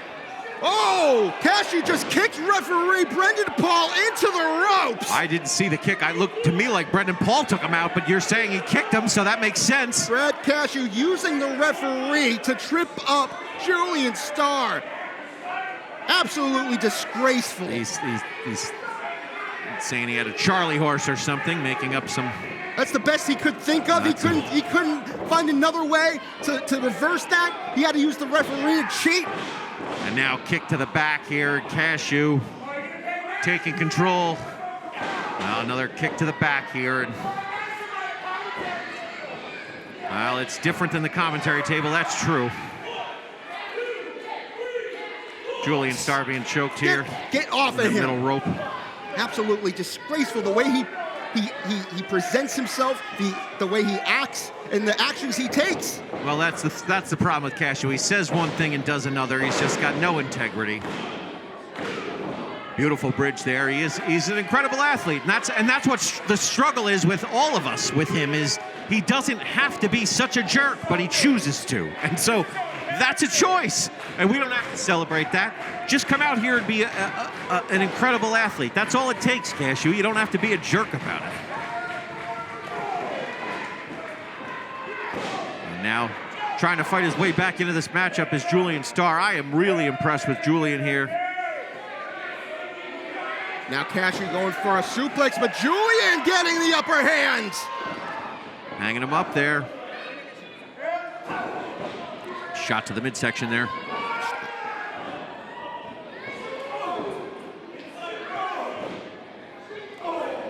Of course, this is commentary month on Best for Business with Coach C, so you and I have both been featured. I'm imagining someday maybe Julian will be on. Julian was on, I believe. He was featured already. He was, yes. Oh, okay. And we love Chris Sanders. A shout out to our boy, Coach Chris. Oh, God, a big devastating back body drop to the side of the ring. That's pure steel under there, folks. Now Cashew waving to the camera here, just soaking up the adoration of these fans who think he's a disgusting jerk, as we all do. And referee Brandon Paul once again starting the count here. This is not looking good for Julian, unfortunately. And I don't know what I was thinking. Of course, Cashew was going to try and use these dirty tactics to pull out the victory here tonight. I don't know why I'm acting so surprised. No, you shouldn't be. This is vintage, classic Cashew.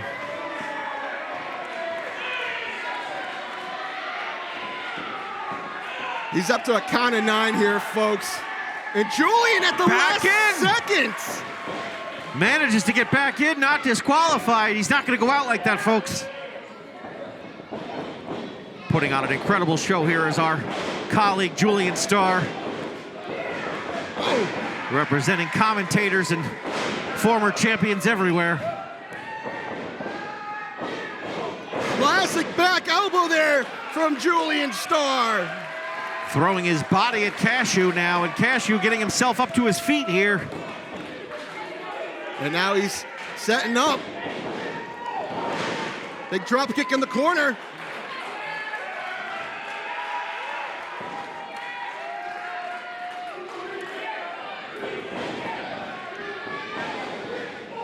Another!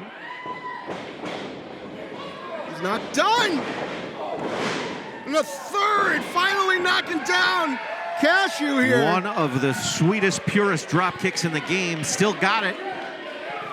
Never lost it from Julian Starr. Just putting that drop kick right under the chin. And now he's going back up top. Got to be careful this time. It's the same position where Cashew took advantage of Brendan Paul, the referee. Oh! Now Julian rolls through, very smart. Ooh. Kick to the midsection there by Cashew, and of course another underhanded maneuver. Oh, he's setting up, I think, for that shellacker kick. Julian ducks. Got him hooked. Oh. Beautifully executed. Julian is in a wonderful position right now, but he's got to go for a cover.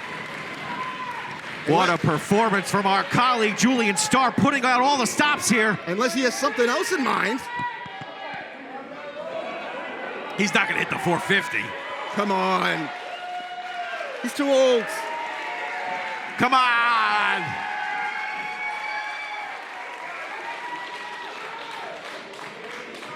Where's he going? He's signaling for it. Oh! Springboard moonsault! BME! Best moonsault ever from Julian Starr. Nice double jump. Nails it perfectly. Unfortunately, Brad Cashew was able to kick out. He got the shoulder up, but not after the damage was done.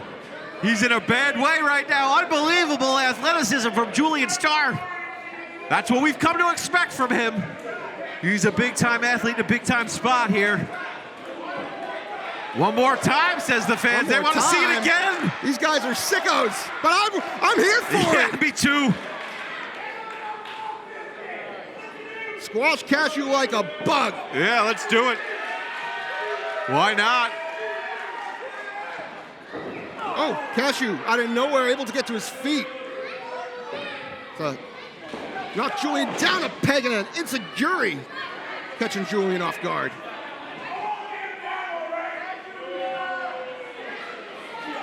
Cashew going up top. Oh, there's clubbing blows, more of them. Here we go.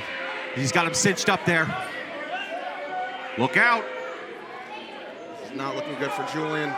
Oh, Julian there blocking, grabbing that top rope. That's it, Julian. Blocking again. He's going to have to come up with some other way to get Julian out of there. Here we go, Julian. Shots to the midsection there. Headbutt from Julian. What's he going to do? Yeah, he's taken so much punishment so far. He's feeling the effects. Oh! Wow! Well, that was not in Brendan Paul's plan here tonight when he came to referee. He took all of that. Oh, God. Kick to the... I mean, he's out. We're going to need another referee. Where's LJ Childress? He took all of that. I mean, that was devastating. Absolutely devastating. Cashew going right to work. Oh! Sending him into the post. And now Julian just hanging there. And Cashew loving this, of course. An absolute greaseball, Brad Cashew is. Absolutely. Yeah, he's a scumbag. Classic scumbag maneuver. Now scumbagging the referee out of the ring. What's he doing now? He's calling for someone. What's he doing? What are you doing? Oh, Cash McGinnis, what is he doing out here? Well, there's Cash Money Records taking over for the 99 to 2000s. I don't know why he's here. Oh, come on! Well, and now double stomping here. You've got to be kidding me! He's enlisted the help of the young upstart. You've done enough already!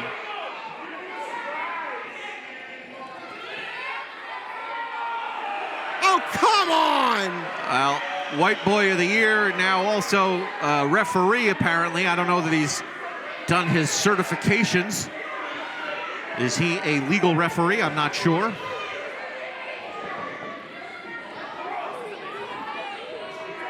Apparently, this is allowed? You gotta be kidding me. Oh, he's got him up there, just drops him on his head. Olympic slam there and a cover. This is ridiculous. There we go, Julian. Well, Julian's still able to kick out after that suspicious count there from Cash McReferee. Yeah, don't count Julian out so quickly, guys.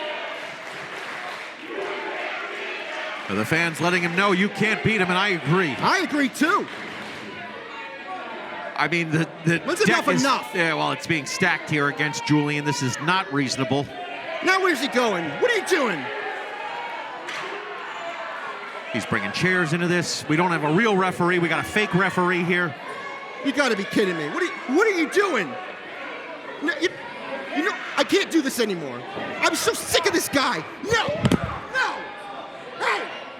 Well, my partner and Pat Matthews is making his way to the ring right now. He's taking his jacket and throwing it on the... Pat Matthews is involving himself in this matchup here, and I don't know what to make of this. This is Pat Matthews now on the apron. He's in the middle of the ring. He's grabbing that. He's saying, no, you are not going to use that. Commentary team fully involved in this matchup here. Pat Matthews has seen enough. Blocks the punch, and now he lays him out. And now Cash McGinnis getting some here. Pat Matthews in control here, folks. These fans are loving it. I'm alone here at the commentary table, but I've never been happier. Clunking brains together here. Cash McGinnis and the commentary team working together as a unit here. Team commentary in full effect. Here we go, folks. Yeah, let's go. Let's do it. Hey, let's see it. It's time. Here we go, Pat Matthews. Let's go, Pat, says these fans. Here we go, Pat Matthews. Climbing up to the top.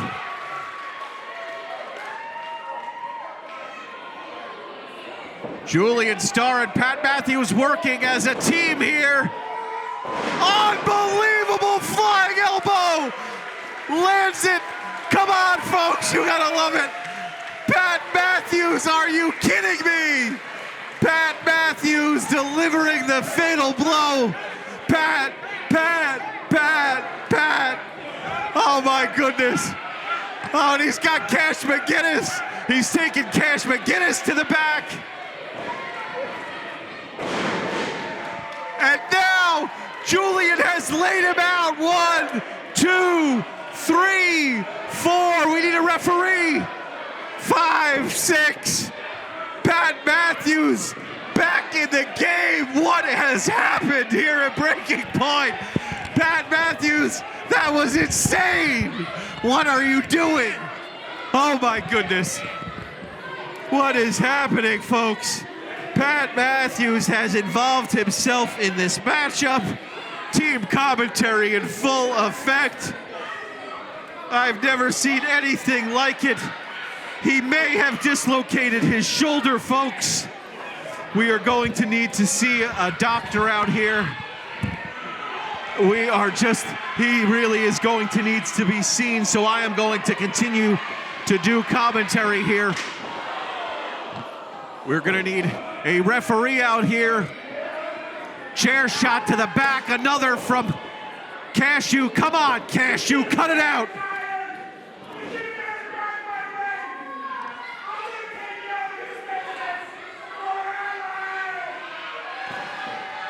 Cashew. Oh, bashing him in the head. Come on. These fans booing Cashew. Come on. He's already taken out. Pat Matthews is in the back. He's got a dislocated shoulder. Could be worse. Cashew here in control.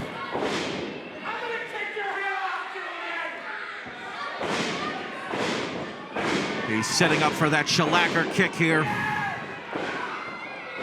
And he hits it. Only a 2 count. Still Julian Starr fighting for his life. You go, Julian.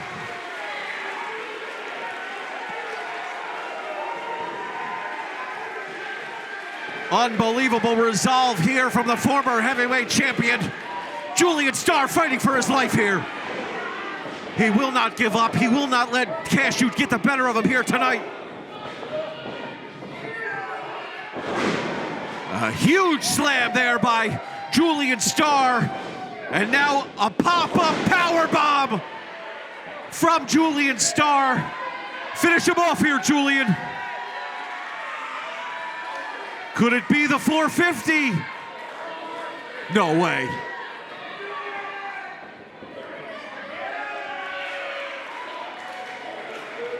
There's no way.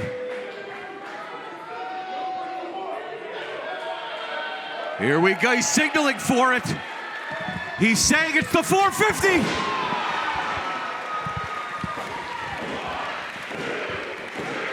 He did it! He did it!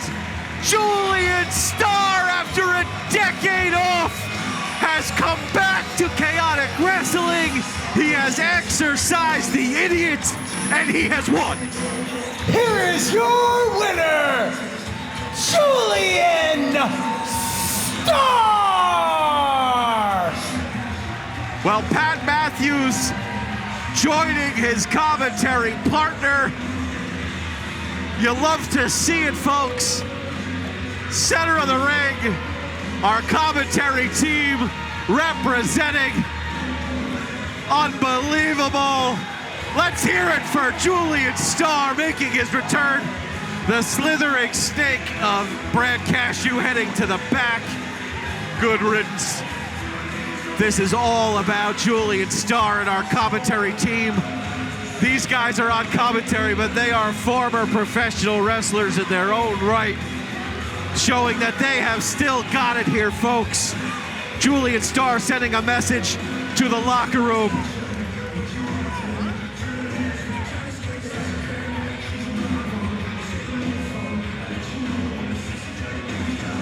Helping the lovely Susanna into the ring, and now joining her husband is the beautiful Susanna Starr and Julian Starr, center of the ring, embracing here. One more match for Julian Starr. One more match, and boy, does he still have it, huh? That's not just nostalgia, folks. That was a purebred athlete showing you why he's one of the best to ever do it. What an amazing night here.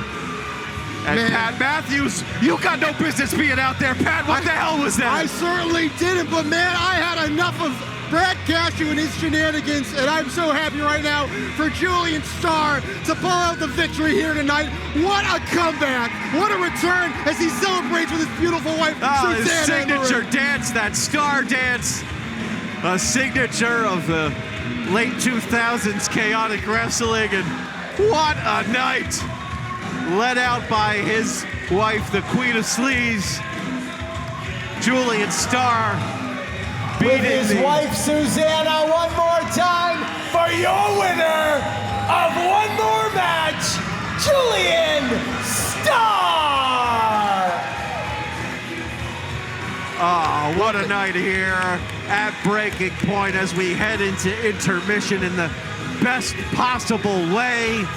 If you're watching on YouTube and on Twitch, thank you. Stick around. We are going into intermission, and we are going to follow intermission with a main event of the evening. It will be the all-out tag team ladder war, and we will see all of our tag teams here wrestling for those belts suspended above our ring.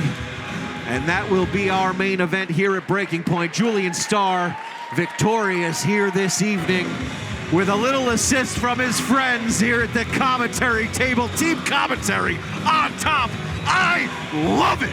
And folks, more action to come. I promise I'll try not to get involved anymore. Stay tuned. We'll be back with All Out Tag Team Ladder War. The tag team division has been on fire since the units JT Dunn and Danny Miles took the gold at Cold Fury. Since that night, every team in chaotic wrestling has been gunning for the crown, claiming they're the best, they're the rightful challengers, and they're the ones who should stand atop the mountain. But with so many teams stepping up, there's only one way to settle it. If you know your chaotic history, you know there's one name synonymous with all-out war. The Unit. Every year, we've innovated that match to elevate chaotic to the next level, and this year is no different. I don't care if you're a seasoned tag team, some make-believe tag team, come to Lowell, Massachusetts, and meet the Unit at Breaking Point, because we're gonna hang these tag team titles high above the ring for all-out ladder war! And on November 14th, Breaking Point, you're looking at your new Chaotic Wrestling Tag Team Champions. Be influenced. Breaking Point, we must restore order to the chaotic realm. Yeah. We must reclaim our crown jewels. Yeah. Breaking Point signifies one thing and one thing only, and that is the second reign of the newly forged monarchy. I meant it when I said it. Forever, we will reign. At Breaking Point, chaotic wrestling turns to tradition. But this year, we're turning it up a notch. For the first time ever, the tag team titles will be defended in an all-out tag team ladder war. 5 teams, 1 night, no limits. Bodies will fly, ladders will break, and only one team will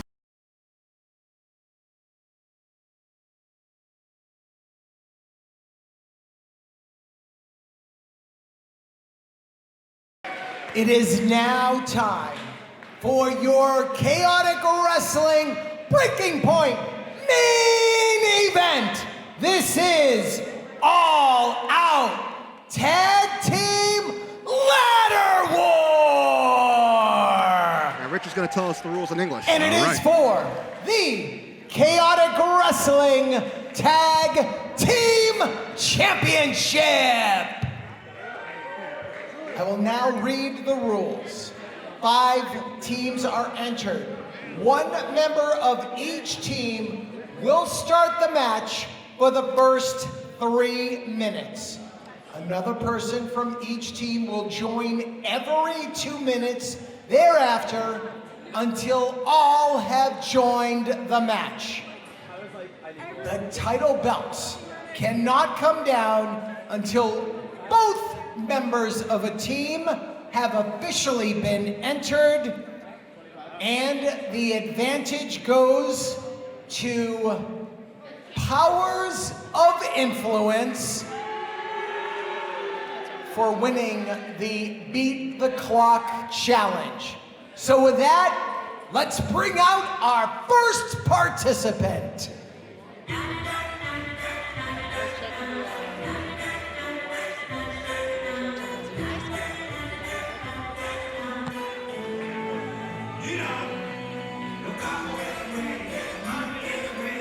Representing Powers of Influence, the Spotlight, Jose Zamora. Welcome to the second half of action. It is our main event of Breaking Point 2025. I am RJ DeLuise, joined ringside by the wrestling commentator himself, Pat Matthews, Mr. PM. He may have busted his shoulder getting involved in that last matchup. I did it for my buddy. Well, you did it for the culture, baby. You did it for the commentary culture, and I'm here for it. I love it. But right now, we find ourselves facing the main event. This is a very unique night of matches, and this is a most unique main event matchup here. We have the Powers of Influence getting a preferential setup here. Excuse me, being able to have the advantage in this matchup by being out earliest. They are not able to climb to get the belts until both members of the team are out, and they will be drawn at random.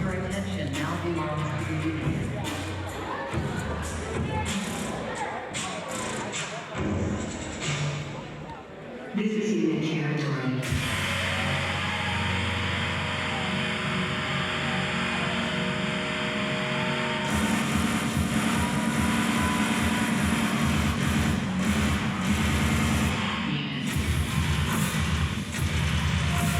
Representing the current, reigning, and defending Chaotic Wrestling Tag Team Champions, the Unit, this is the one, JT Dunn! Well, here comes one half of the tag team champions. Of course, his belt's not with him right now. It's suspended with the other 15 feet above the center of the ring.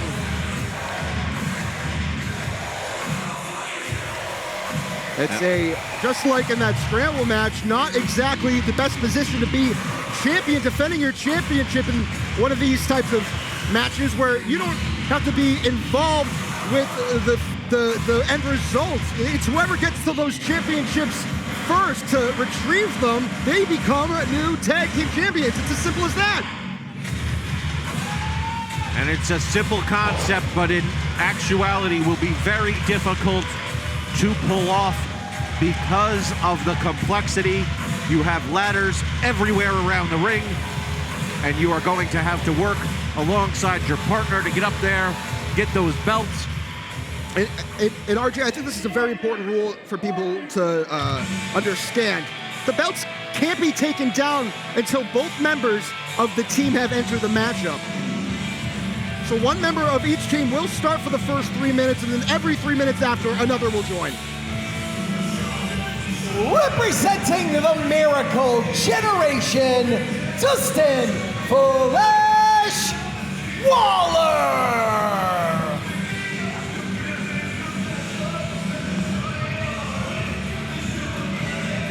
and Dustin Flash Waller, one half of the Miracle Generation with Kylon King. They've been turning heads all over the indie scene here in the Northeast, and certainly here in Chaotic Wrestling.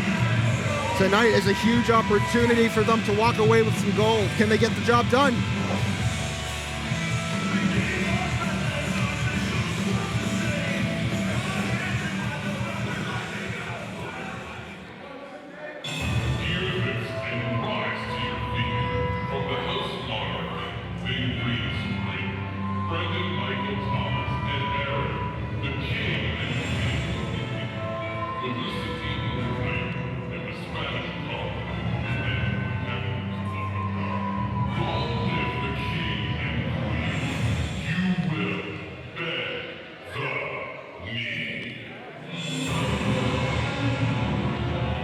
Accompanied to the ring by Queen Ariel, representing the monarchy, King BMT.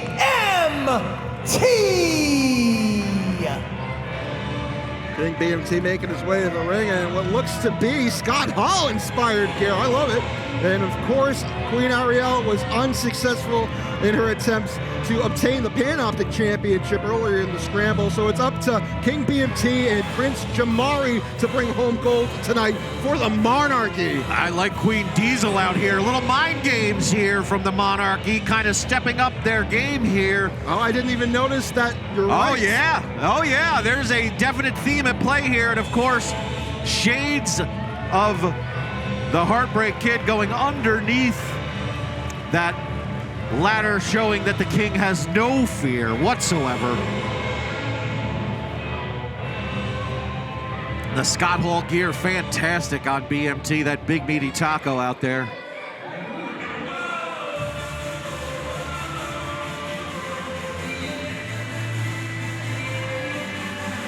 And here comes a bit of a wild card because Shannon, she doesn't have a partner that we know of tonight. We have no idea. She was begging people to be her partner, so we have no idea who she finally landed on. Representing Team Relentless, Shannon LaVangie.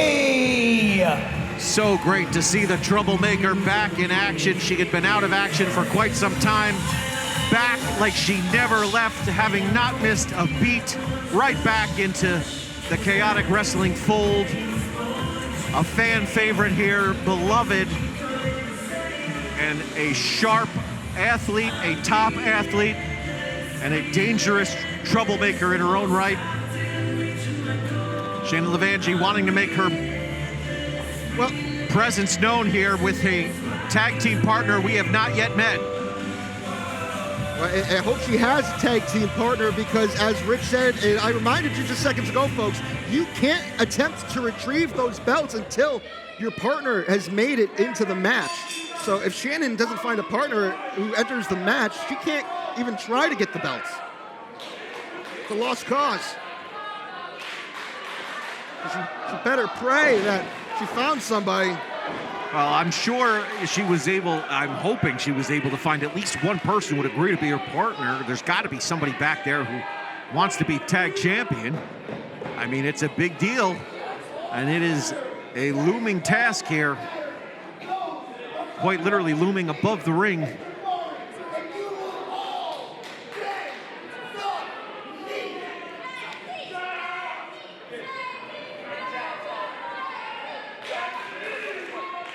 All right, well, we got... Dustin Waller said, Dustin "You Waller. go for it. I'll let you guys figure things out. I'll wait it out over here in the ladder." Folks, this is our main event here tonight. We want to thank you again for tuning in to the 2025 edition of Breaking Point. If you haven't already, let us know where you're tuning in from in the chat. And in this match, we want to know who you think is going to come out on top as tag team champions. Will it be the Unit, the Monarchy, Miracle Generation, or the Powers of Influence? Or maybe Shannon does find her partner. Maybe. She's Team Relentless, so maybe she's found herself a relentless partner. BMT in the center of the ring by himself. Now making sure he can't get attacked here from either side. Head on a swivel here. BMT swinging around, making sure he's handing out those forearms. But the numbers game catching up to him now. Dustin Waller and Zamora going to work on BMT. He's in the corner now, and there's just putting boots in his face, disrespectful. The troublemaker and JT now in the ring. They've certainly had their run-ins.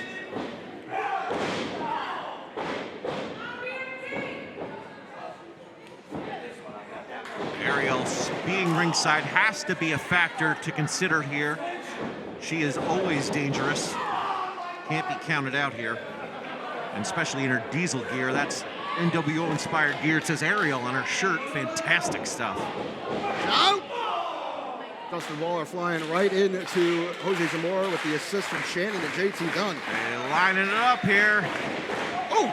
Big boot from Waller. Took a little too long there. And Zamora with the clothesline out of the corner. Another one, this time to King BMT. Big flexes from the TikTok star Zamora. You know, Jose Zamora and Dustin Waller, this isn't the first time they've worked together. We saw them at the last Owlmania. Well, maybe I spoke too soon. Working together as soon as they possibly could. Shirt on each other, they did. And now Zamora getting himself the first attempt at a ladder into this ring. Well, he can grab the ladder, but he can't grab the titles yet until he has his partner enter the match. It's the rules. Wow. And he's calling for DJ. He can use it as a weapon, that's for sure. And he can set it, get it ready. You know, Ron Popeil, set it, forget it. And get that ready to go. Okay, now even if he were to climb here, he's not able to take these down. We know that DJ Powers is going to be the first one to enter because they won that matchup at the last show in Watertown that gave them the advantage. They won the tournament, the Beat the Clock Challenge. So it's a given that DJ Powers is the next contender to enter the match. That's why Jose Zamora is trying to get a head start up the ladder. Yeah, well, he's expecting him any second now, and you're right. It doesn't matter because now he's off the ladder and Shannon Levangi's up the ladder. Kicks him into the chair here, and what's her plan? Looks like trouble's brewing. Oh, Meteora! My goodness! Off the ladder through the chair. Knees to the face of Zamora through the chair. Zamora could have used this countdown about 15 seconds earlier. Representing Powers of Influence, the undeniable DJ Powers! All right, so we knew it was DJ Powers. Well, he can go right up right now. This could be it. He's able to do it. He's the only one able to do it. He is the only person, well, other than his tag partner, who can go up there and grab that. That's correct. Everyone else is on the defense. And because everyone else is on the defense, they're going to work together.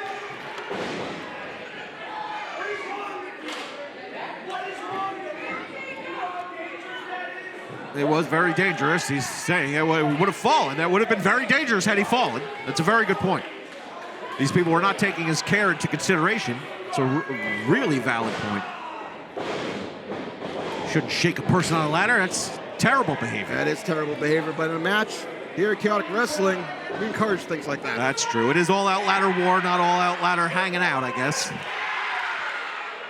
And what's happening here? Oh!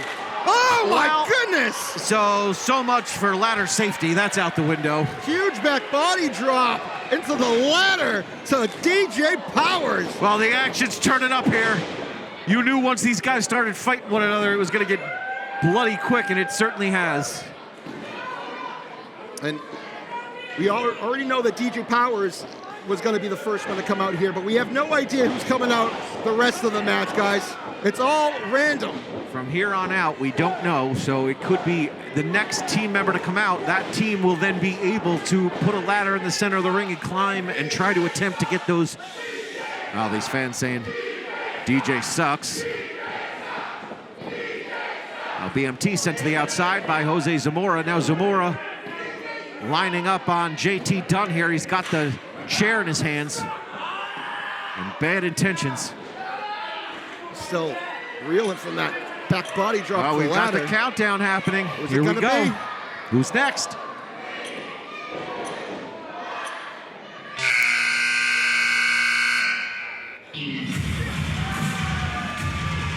Representing the unit, co-host holder of the Chaotic Wrestling Tag Team Championship, Dream Crusher, Danny Miles. Things are about to get violent, RJ. Yeah, the era of violence has never ended. And he's got that trademark barbed wire crutch. This match, All Out War, is Danny Miles' domain. This is right up Danny Miles' alley. He's stuck on him. He can't get it off. He has been in every iteration of this match, I believe, as well as Shane and Levangie, so they have the upper hand here. Almost hit his tag partner. That was... Hey, listen, Danny Miles says, I'm getting violent. Everybody's getting hit. Doesn't matter who you are. It wouldn't be the first time Danny used that on JT Dunn. I'm just sure JT Dunn's happy they're on the same page this time around. Danny explaining this is for violence. That's what it's for. That's the point of it. That's what he's here to do. But now, uh-oh. Well, he's probably going to ask him to get the ladders, I would guess.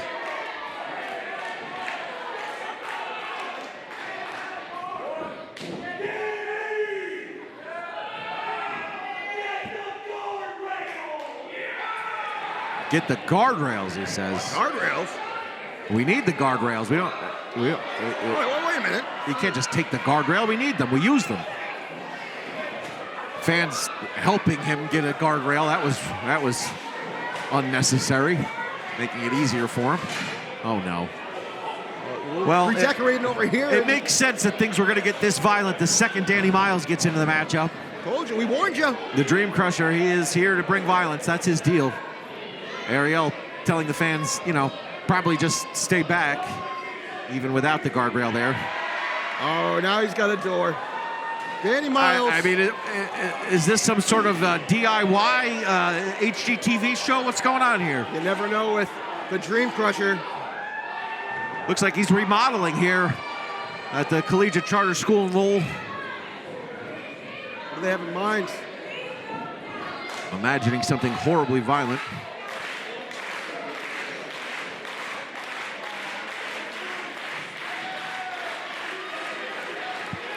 If Cashew's still around, can we send Cashew through that? That would be fantastic. What's the matter with you, Pat Matthews? You're out of your mind. I really don't know. Thinking back, I think I just let emotions get the best of me. But, I'm glad I did it. I think I helped. Oh, you certainly helped. You helped me. I loved it. And now, what is in Danny Miles' hands? I don't know. He looks like a satchel of something. A bag of marbles, I believe. Or possibly something. He's going to dump marbles all over the place. People are going to be tripping left and right, slipping all over. Oh, those aren't marbles. No, those are thumbtacks, folks. That's awfully close to the crowd. And there's a Scooby-Doo impersonator very close to that rut row.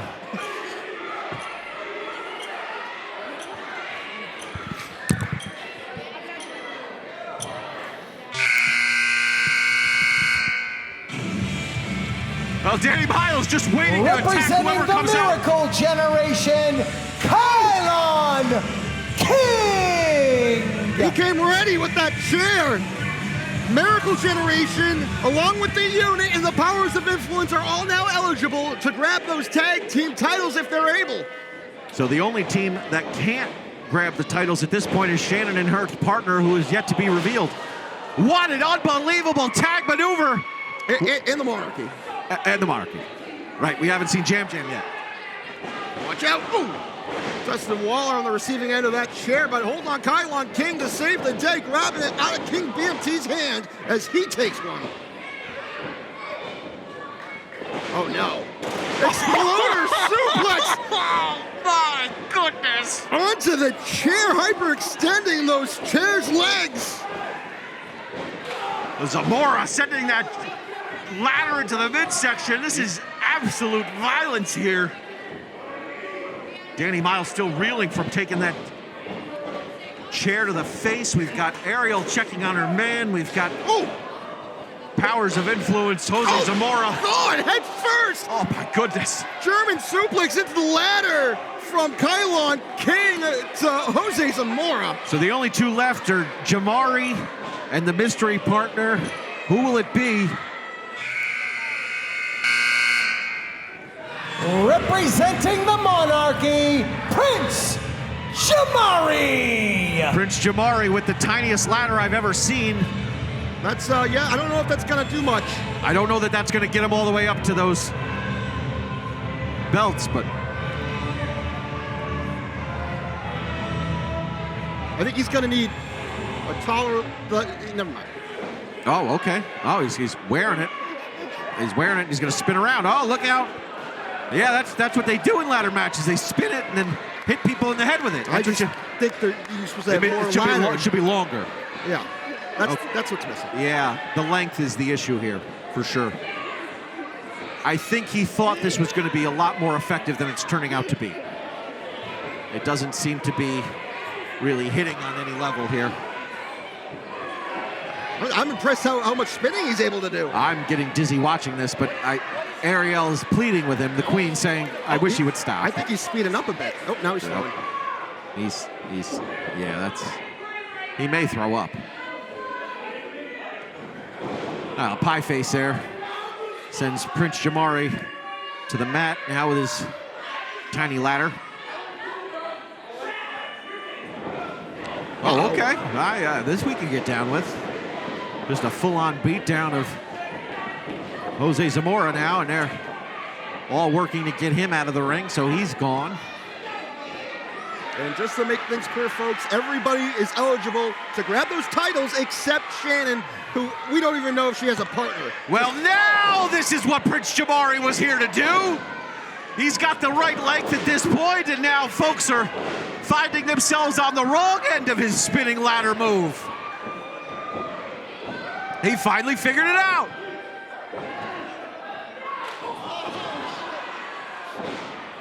Well, that was not what he intended. I don't think so. I think that was friendly fire there.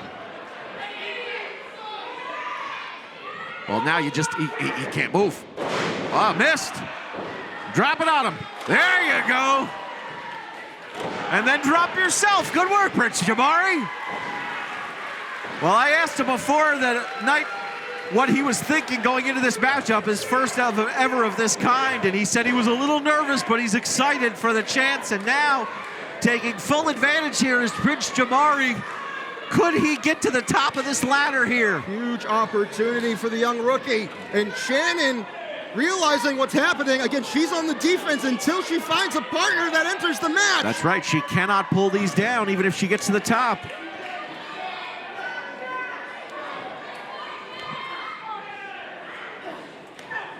Going back and forth with shots. Jamari and Shannon. Looks like Shannon's starting to get the upper hand, and BMT here to save the day. Well, if he can get her off of there and climb up, these two have a chance.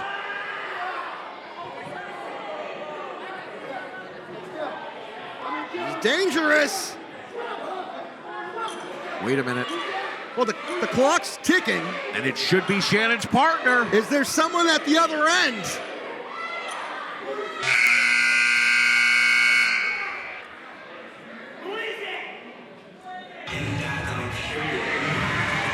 And our final entrant, representing Team Relentless, the K-tastic one, Armani Chaos! Armani Chaos coming out using those glutes of his. Now sending Prince Jamari on his way.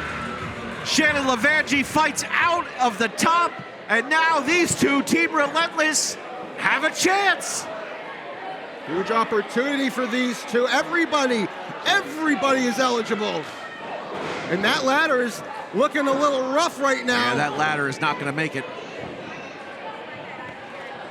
Sending that ladder to the outside. No one's going to be able to climb that one. Miracle Generation have a huge opportunity as they're the only ones standing up in the center of the ring. They better hurry before they saw what I saw. Armani Chaos was getting to his feet. He's the freshest of them all. That's right. You're going to want to take it to Armani Chaos if you're going to try to climb that ladder. He just got into this matchup, although in a bad way in that corner.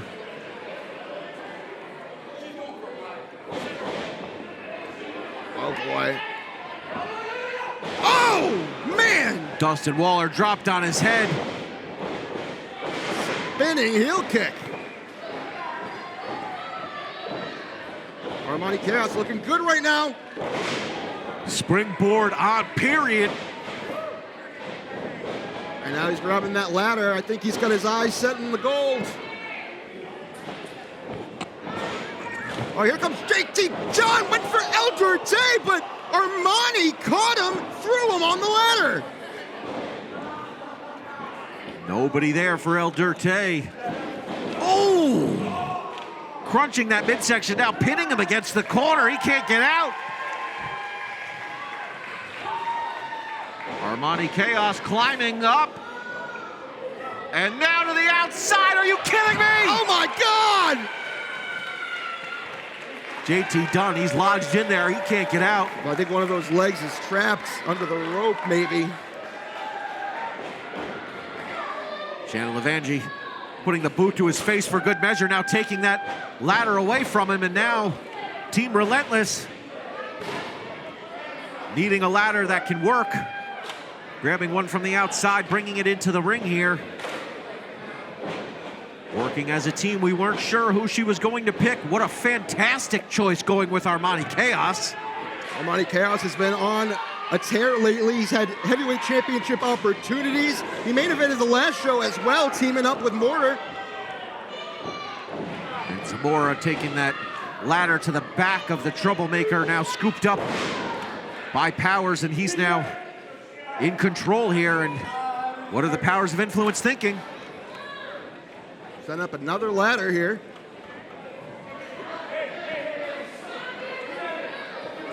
Well, there is no lack of ladders being used in this all-out ladder war. It has lived up to the hype. It has lived up to its name. What are they doing? Oh! They had a plan, but saw that Miracle Generation was making their way in, and unfortunately, they weren't able to stop them. Now we've got 3 ladders. That one, I don't know if it's going to be as effective, though. But we got 3, so there are options. Oh, and there's that step ladder that Jamari brought in. And then Prince Jamari with the Jamari to your face. All right, here we go. Monarchy making the run here. But the unit not allowing that to play out. They got to keep their Danny eyes. Miles taking BMT out. Prince Jamari. They're keeping their eyes on a swivel. Those are their tag team titles perched up there, and they got to do everything they can to make sure no one takes those down when they're not able to defend themselves. And now it's this. Another. Wait, how many ladders do we need? I don't know. It's all-out ladder war here, folks. Main event, Breaking Point 2025. JT Dunn, Dream Crusher, Danny Miles, center of the ring, 5 ladders. And what is the plan? Uh-oh. Miracle Generation dragging out the unit to the outside. Nylon King and Waller, Dustin Waller. Oh, wait a minute, they were trying to get back in the ring. Levangie and Prince Jamari trying to get in the ring, but now BMT grabbing Shannon and JT grabbing Zamora.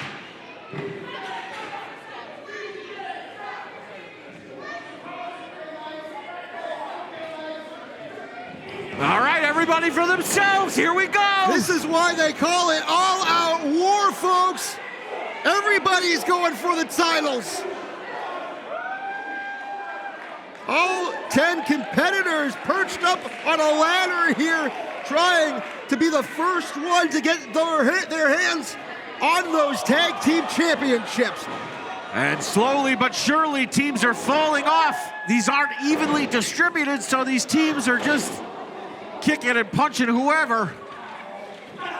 JT Dunn's head rung off the top of that ladder. Ooh. What's this? Oh my goodness! Oh, crap! El Duarte from the top! Wow! These fans are just in complete and utter shock at what they've seen. Me too. just an epic main event. All-out tag team ladder war. No clear advantage at this point. All teams have taken an absolute beating. There's about 100 ladders that have been used up till now. Half of them are bent, broken. Bodies are bent, broken. And here, JT Dunn with the assist from Danny Miles now climbing up to the top. Uh-oh. Here Prince comes Jamari grabbing a leg. Danny's gonna try and climb up on the other end.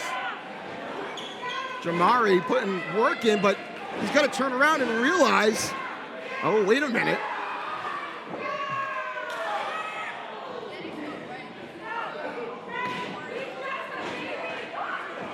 Oh, pile driver, a tombstone pile driver from JT Dunn to Jamari. Look at this BMT out of nowhere with a big insecurity.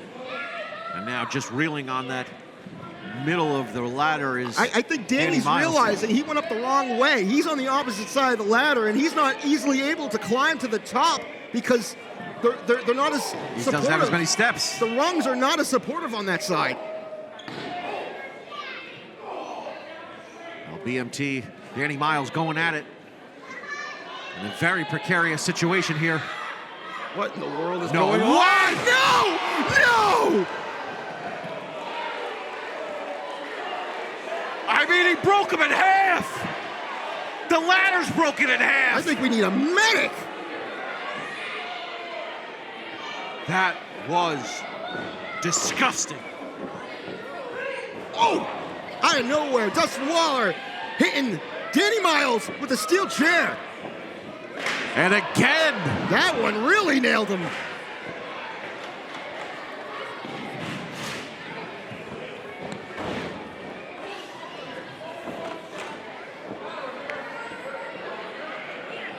He's not even using ladders. He's just here to smash people with... Oh, kick to the face. Springboard from Waller. Ooh! But he laid it on that chair, delivering the cutter. Obviously not intentional. But regardless, the damage is done. Ooh! Armani Chaos with a huge punch.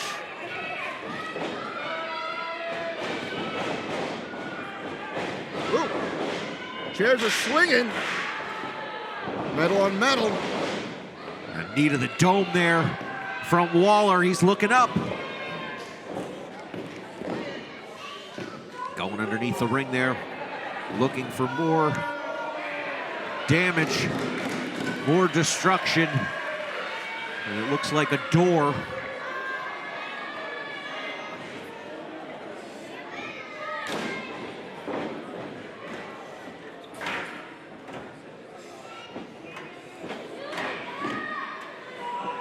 Now what's going on? This was your match, Armani. This was my match. Looks like he's making a makeshift table with the chairs and the door. He's telling Armani Chaos, you should not have come back. He might be right. Yeah, I don't think he's setting up for dinner with that makeshift table.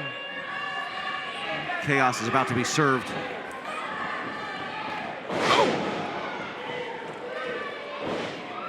Boot to the face now, sets him up onto that table, that makeshift table, and now Armani Chaos says, yeah, it's time.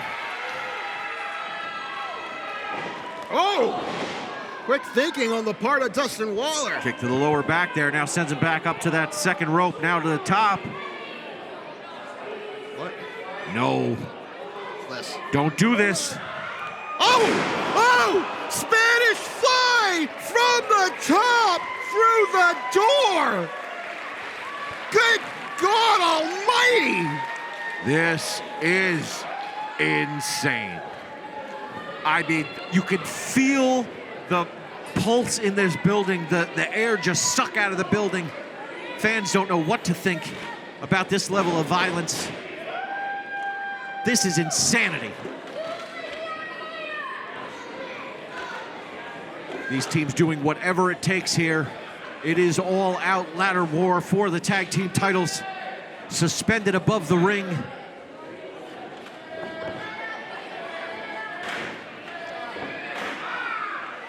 Quick work by Powers of Influence there. Danny Powers now and Zamora trying to figure out what they can do to get to the top here.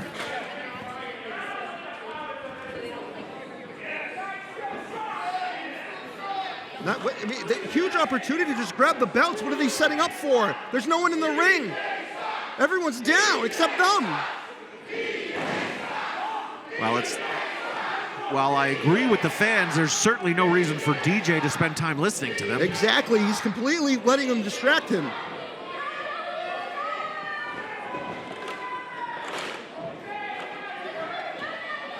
Hardly any room for these competitors to move around. There's broken ladders everywhere. There's broken bodies everywhere. Carnage. Just absolute insanity. And Prince Jamari now getting involved in the action here. Climbing up that ladder, using it as a springboard. DJ Powers going for a splash, but Waller moved, sending DJ through the ladder, breaking it in half. That's the second ladder he went through. That's the second cracked ladder of the evening. First the front side, the back side, now the front side. He's going to have some abdomen problems tomorrow.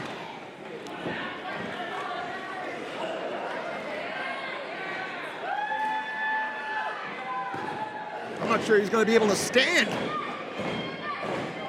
And now, Dustin Waller's going for the gold, but I don't think he knows Prince Jamari is right behind him. Excuse me, that's Kylon King. I don't think he knows it at all. Walking across that ladder, this is dangerous territory.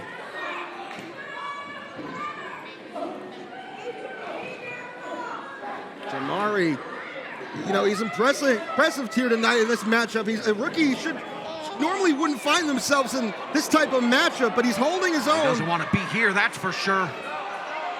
Oh, God!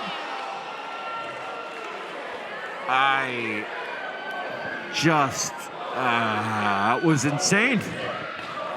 These fans have certainly accurately described. Good God! I'm out of words. We're here for the words, and I'm out of them. This is a level of violence we are not used to. I think Kylon King took a lot of damage on that as well. No question. And he's still gonna try to use whatever momentum he has. He's limping. Uh-oh. To force his way out. This isn't good for him. Oh, God! It's hooked on his face. Oh, God, the barbed wire's part of his face now. Oh, my God. Danny Miles is a master of weaponry. Just wrapped that barbed wire around his face. You could see it get caught in his mouth and the side of his hair. You can't predict what barbed wire's going to do. Now what? Now what? Oh! Through the ladder in the corner via powerbomb. It's about the 12th broken ladder here tonight. We're running out of ladders. We're going to have to DoorDash more ladders.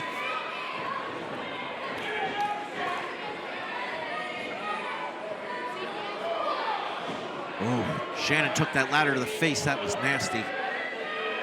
She may be bleeding. And now where's he going? Where's Danny Miles going? I do not like it when he goes into the ring.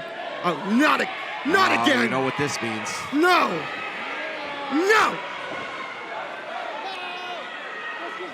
He's got a handful of skewers, folks. And he's not here for hibachi. What the hell? She's got her own. She came prepared. Uh-oh. Oh!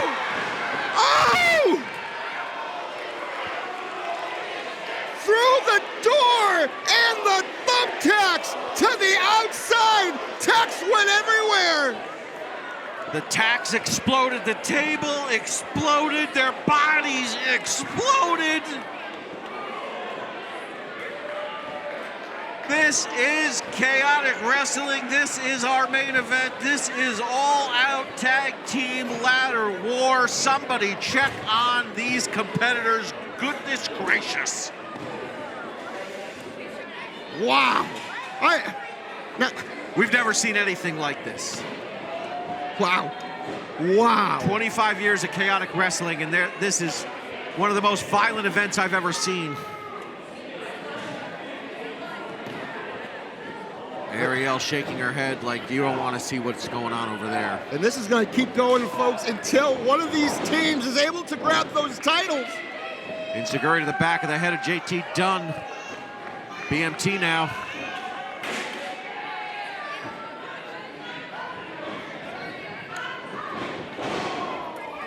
Sending that ladder to the midsection of JT Dunn now. Oh, right to the face. My goodness, these two hate each other's guts.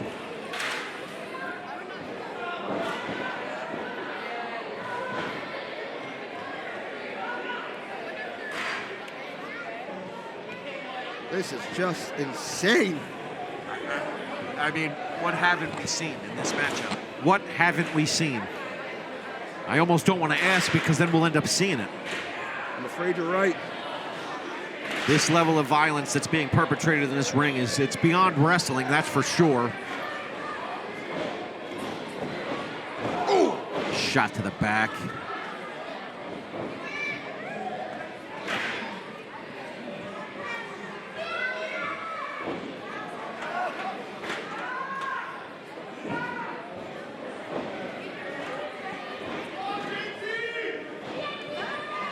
JT trying to get to his feet now, and oh, just another shot to the midsection there by BMT, keeping him down. He's barking orders to the Queen of the Monarchy.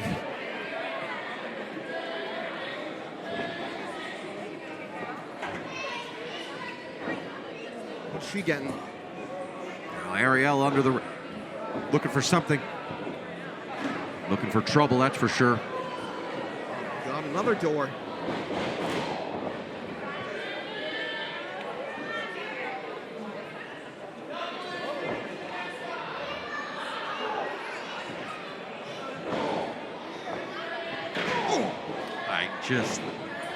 It's hard to even know what it'll take here to get one of these teams to stop beating the crap out of somebody just to climb. These guys just want to beat each other up. Well, they're doing a great job. That's for sure. We haven't seen an attempt at the belts in a while here. This is really about just handing out pain. Well, I think it's one of those situations where instead of, two large teams as we normally have in All Out War, it's 5 small teams, right. And everyone's out to protect each other, well, their partners, and make sure that they're the ones to get the belts. So no one is really had much of a chance to successfully make it to the top of the ladder. But by the time someone gets to the top rung, there's a person behind you pulling you down. That doesn't look sturdy at all. What are they doing? I mean, there's a row of tables on top of another table. And now...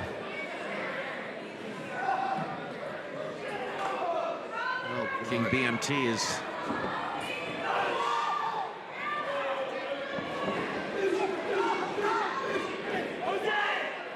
How is DJ Powers moving? It's a great question. He went through the ladder not once, but twice. He's been broken in half a few times in this matchup. And he is certainly having trouble with his back. You can see it. The wincing that he's doing. Oh, look at the size of this ladder. It's a much taller ladder, so it's going to be much more positioned to get to that. The fans still letting DJ Powers know.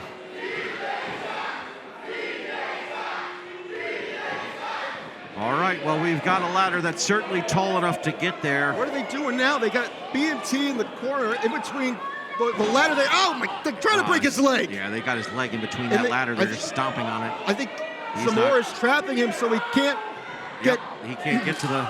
But he doesn't have anybody to stop JT Dunn. That's right, JT Dunn now climbing, sending fists to the face of DJ.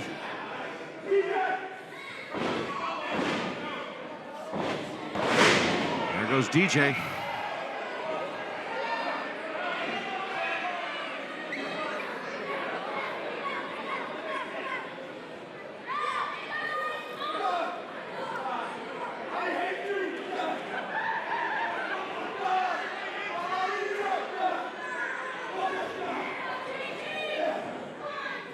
Zamora and JT, fist to fist, head to the top of the ladder here. Someone's gonna have to grab this belt. We could be here all night. These belts. BMT now climbing up, trying to get to the top. Two most veteran competitors in this match, going back and forth.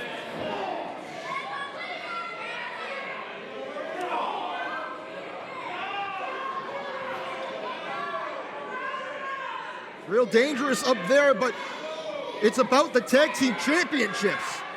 BMT reaches the next rung, closer to obtaining those belts. He's got a hand on it.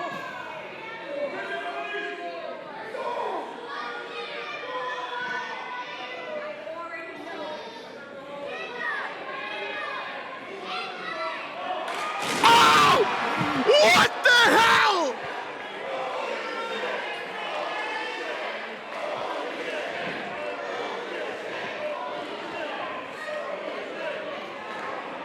I need to check on them.